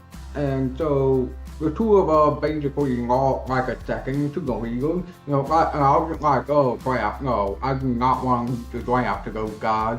So I just tucked in behind, I just stayed behind them for like most of the way until there was about, I guess, 8 minutes or so left. And that when I was like, okay, I'm gonna go for a position. And I climbed up to third and then second. And then with one lap to go, on literally the last lap on turn 3, I hit that curve a little too hard, unsettled the car, and I had to come off the gas to save it. That dropped me back to fourth, and I did make a position and land on the podium, but I'm still kicking myself over that because I had a legitimate shot to win. And then we jumped into the touring car section, immediately it wet, and I'm like, oh no. Because I had no practice in the wet, and the wet cars and the front wheel drive is totally different in the wet. And it took me basically up until the last lap of qualifying to actually sort of get the hang of being able to make a lap. And I was just like, I'm not even gonna try to race anybody. If somebody comes near me, I'm just gonna let them pass. And that's what you saw early on, was I let somebody pass the orange car. Can't remember her name. And so I let him pass, and then I just kind of kept going my pace. And Seth and Miles started catching me, and they got to about 1 second behind. And I was expecting them to at some point pass me. And I don't know if it was because of the spray, or if it was just because my lap time was getting a little bit faster. They never got a chance to make an actual pass attempt. And so I was pretty pleased with that. I'm very happy with how the wet race went in a car that I don't normally drive. It's very different. Yeah, it was definitely a very different race, to say the very least. It was certainly a different challenge for you drivers. I gotta say, you mentioning the oh no moment of realizing how little practice that some of you drivers had entering this race with very adverse conditions. That's basically how we thought in the commentary booth, hearing that it was going to be a rain-affected race, but still, nevertheless, you withstood that challenge quite hard, man, and honestly, of a day of racing action where you were involved in some hard battles, all throughout, you put on a pretty damn good show, man. So before we let you go and celebrate a hard night of racing action, is there anyone you want to give a thanks to or shout out? Oh yeah, I'd like to give a shout out, obviously, you guys and Stevie joined the league and getting it together, coordinating it. I know Tim Motion pondering there at the last minute so we could get the broadcast. Really appreciate that. Really good to have a league where a bunch of real world racers can run and basically drive hard like it and use it as almost like a real world racing practice. I found that very useful last season, and I'm sure it's going to be useful, with real races coming up. And I'm really looking forward, even though I don't drive G4, I'm really looking forward to the G4 race with WRL guys. Well, I'm certainly looking forward to it as well. GT4 racing is usually quite awesome in the world of iRacing. I'm sure with this series it is going to be no exception. But Josh, well done on putting together some pretty good shows for us to cover here in the commentary booth. You're the center of attention all throughout a vast majority of the races. And excited to see you back out on the racetrack for the rest of the season, man. Thanks for joining us. Thank you. And that right there was Josh Justice, who despite the fact he may not have been a winner in one of the two races that we had, he was still a pretty awesome driver to follow all throughout. I think, Josh, we've got one more driver waiting in the interview waiting area, that being Seth Spolman. So would you like to have a quick chat with him? Yeah, sure. Why don't we grab him? Hey, Seth, how's it going there? Good outcome in the first race. Here, a little bit more difficult in this one. I'm assuming you guys were not expecting rain when you jumped in here. Did you have a bunch of experience in the TCR before you got here, or is this the first time you've been in this car? Okay, sorry, I missed a little bit of that, so I wasn't even sure if you're going to get to me, but I'm really excited that you did. Right on. Yeah, I was just asking... Sorry, go ahead. No, you go ahead. Yeah, I was just asking there, did you have you been in this car before? It looked like there was, a lot of people have been mentioning that they had not been in this car, especially not in this car, perhaps in the rain either. Is this kind of your first time in the car in the rain here, or how'd that go for you? Absolutely, first time I've ever driven this car in the rain. I am sort of a front-wheel drive specialist, but I don't race TCR generally either. I mean, you only get to talk to me because I won this other class in the Miata race, right? That's why I'm here. Otherwise, I feel like you wouldn't talk to me. And I'm glad you got to it. I don't know if you normally do interviews in between the two or not, but I didn't figure out how to join the broadcast Discord until late. And I figured I'd better talk to you because I won the NC Miata race because a bunch of people ran out of gas. So I thought I might not be able to talk to you again. Yeah, excellent. That was a great win in the other class there in the Mazdas as well there for sure. You definitely talk to us about that one as well if you liked. Was there any more competition out there for you, or was that you pretty much just take that one? I think the point is that I was a little disappointed that Caleb and Yangshi out-qualified me by as much as they did, which wasn't even all that much, but I was still having. It is one of my better racetracks, and I expect to be a bit more competitive. And you as we go through this, I'm very excited to talk to you because I'm usually kind of a mid-pack competitor and happy to be at the front of the mid-pack or something. So I know that if Yangshi hadn't maybe purposely decided to qualify on the back and then run out of gas, I believe that I would have had much stiffer competition. And I enjoyed trying to chase down Caleb, and I look forward to a little closer competition in the future. Yeah, excellent. Right on, man. A win is a win. You got out there and you drove and you kept the car on the track and put some good laps in and you got it. Tell us a little bit about this TCR race in the rain and just the attrition there. You're driving against other drivers, or are you mainly driving against the track in a situation like this? Oh man, it's all of the above. I was actually, so to be clear, I was super excited despite never having driven the car in the rain before and not having a rain setup. I was super excited and not figuring out, I didn't even know how to turn on my windshield wipers during qualifying, so I didn't do so well over there. But I sorted some of that out before I got on the track. And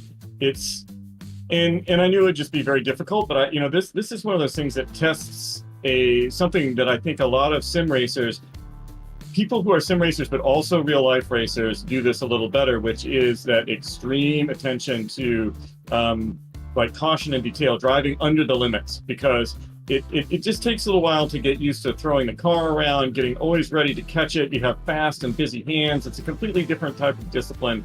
I love it. So I was super excited, and I would have loved to have finished better, but I finished as well as I could possibly have, knowing that stiff competition in the TCR field. I'm delighted with where I finished. I really enjoyed racing Josh and Miles. Miles usually shows me, I see Miles' taillights and I'm lucky to draft him. So it was very difficult to pass, and my ABS was set up for dry. I managed to, I don't know that much even about setting up these cars.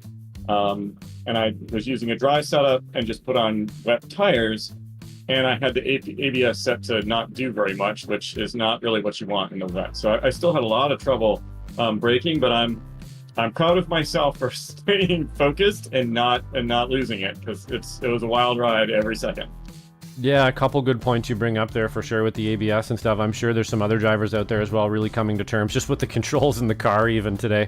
It being some of the, the first time they've been in it, and then the rain as well. And another really good point about the mental game out there and just how mental it really is. That's something you learn kind of later in sim racing, especially if you're coming from the gaming side of things. You're just not really used to doing 40 minutes of concentration quite in the same way that you have to do it to be successful in sim races and stuff like this. So really good point like that I'm sure, you're a little bit more live in real life and things are happening around you, so it's kind of more in your face. But in sim, you kind of have to learn that. You have to learn to keep your hands on the controls and really keep your mind on the game and stuff like that. So good point there, Seth, and it's great to speak to you, and hopefully we will speak to you again in the next coming weeks. Is there anybody you'd like to thank? Sure, I hope so too. And I don't have a livery made for my TCR car yet, but my sort of main sponsor, and that I like to talk about when I get a chance, is the Appalachian Hill Climb series by SCCA. I grew up in Eastern Kentucky. I now live in South Korea temporarily, and that's a whole nother story. But growing up in Eastern Kentucky and driving those winding roads is what gave me a passion for motorsports and competitive driving.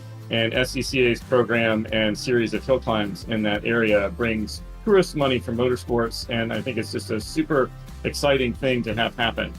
So, people who do competitive driving or interested in hill climb, you should check that out. Excellent. Yeah, you definitely have one of the cooler liveries on your Mazda there for sure. You got to get one done up for this TCR so we can see that as well. And great point about the mountains and the roads out there. Got to be beautiful and great for driving, Seth. So thank you so much for all the info and the great interview there, man. And hopefully we will see you on the podium again soon. You bet. Have a good day. You too. And that right there was Seth Spallman, who ends up victorious in the Mazda race earlier and still put on a pretty hard show. Just keeping it out there on the racetrack in the TCR race is a pretty strong achievement in its own regard. So that's all the interviews that we have from a fantastic night of racing action here from round number 1 for group number 1 of the Ray Esports Club Racing League. We've talked a lot about some of the stuff that we have upcoming in terms of this series. The next time that you'll be seeing this first group is going to be in about a month's time with the TCRs and Mazdas running at Mount Panorama or Bathurst, whichever way you want to call it. That is going to be on November the 20th. We should probably talk about some of the stuff coming up in the time being here on SMB.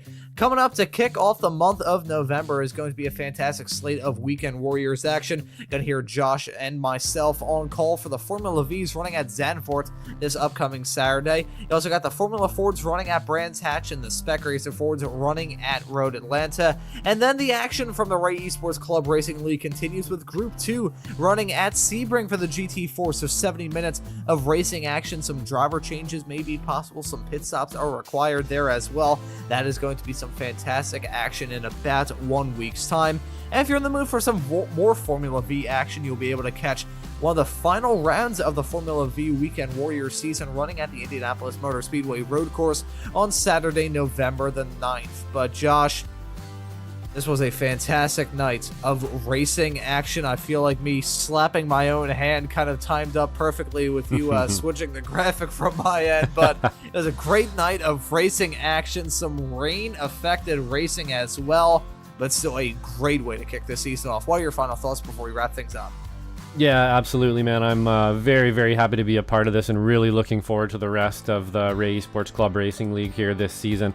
I think we're going to have a great season. It was a great way to kick it off tonight. We're going to get a bunch of drivers here that are more situated with the cars and stuff in the next little while. So come on out and join us if you haven't already. It's pretty easy to sign up in the Discord there and get all the info that you need. And I'll send her back to Ron here, and we'll see you next week.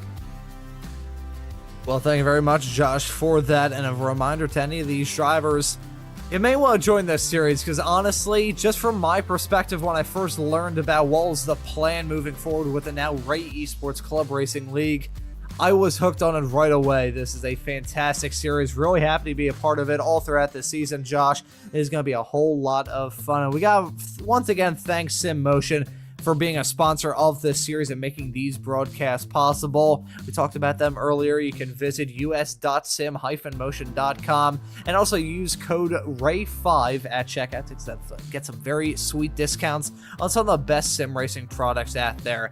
This season is going to be fun. It kicks off tonight, but we've got weeks on top of weeks on top of weeks of racing action to look forward to. It all kicks off tonight, but as for this broadcast, it all ends now. So for myself, Ron Maunz, and Josh Wilkie working the comms and the cams with me on tonight's broadcast, I say thank you all so very much for watching. Have a great rest of your night, and we hope to see you all wherever it is in the not too distant future.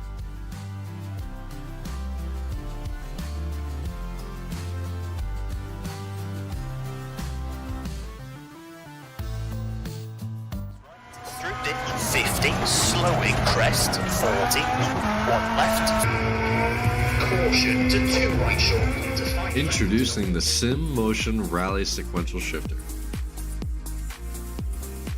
Our shifter is specifically designed for sim racing enthusiasts who want to enhance their experience in the rally world using a push-pull system. Compatible with wheelbases like the Sim Magic Alpha series, V&M Direct Drive, Fanatic, and Simicube, and can easily be installed in minutes.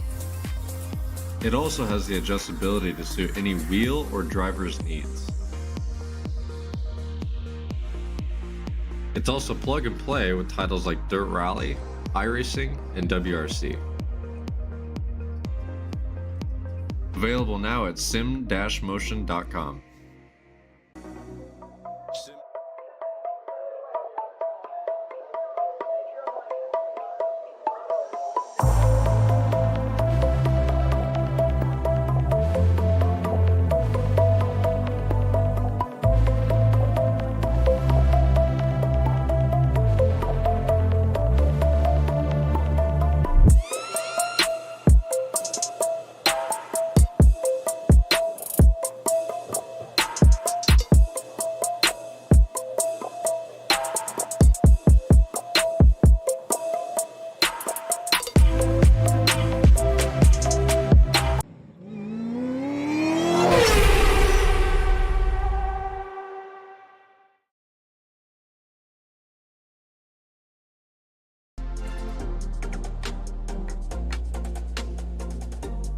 We welcome you all to slow motion for this presentation of the Formula V Weekend Warrior Series, and we're about to grab the start in just a few moments' time. It's going to be Megan Overstreet leading them to green with Ladar right alongside. We're waiting for that green flag to come at, and the drivers are now on their way. Some of these drivers may be a little bit more aggressive towards the end of this race, as side by side with Love and DeGassis heading into 5.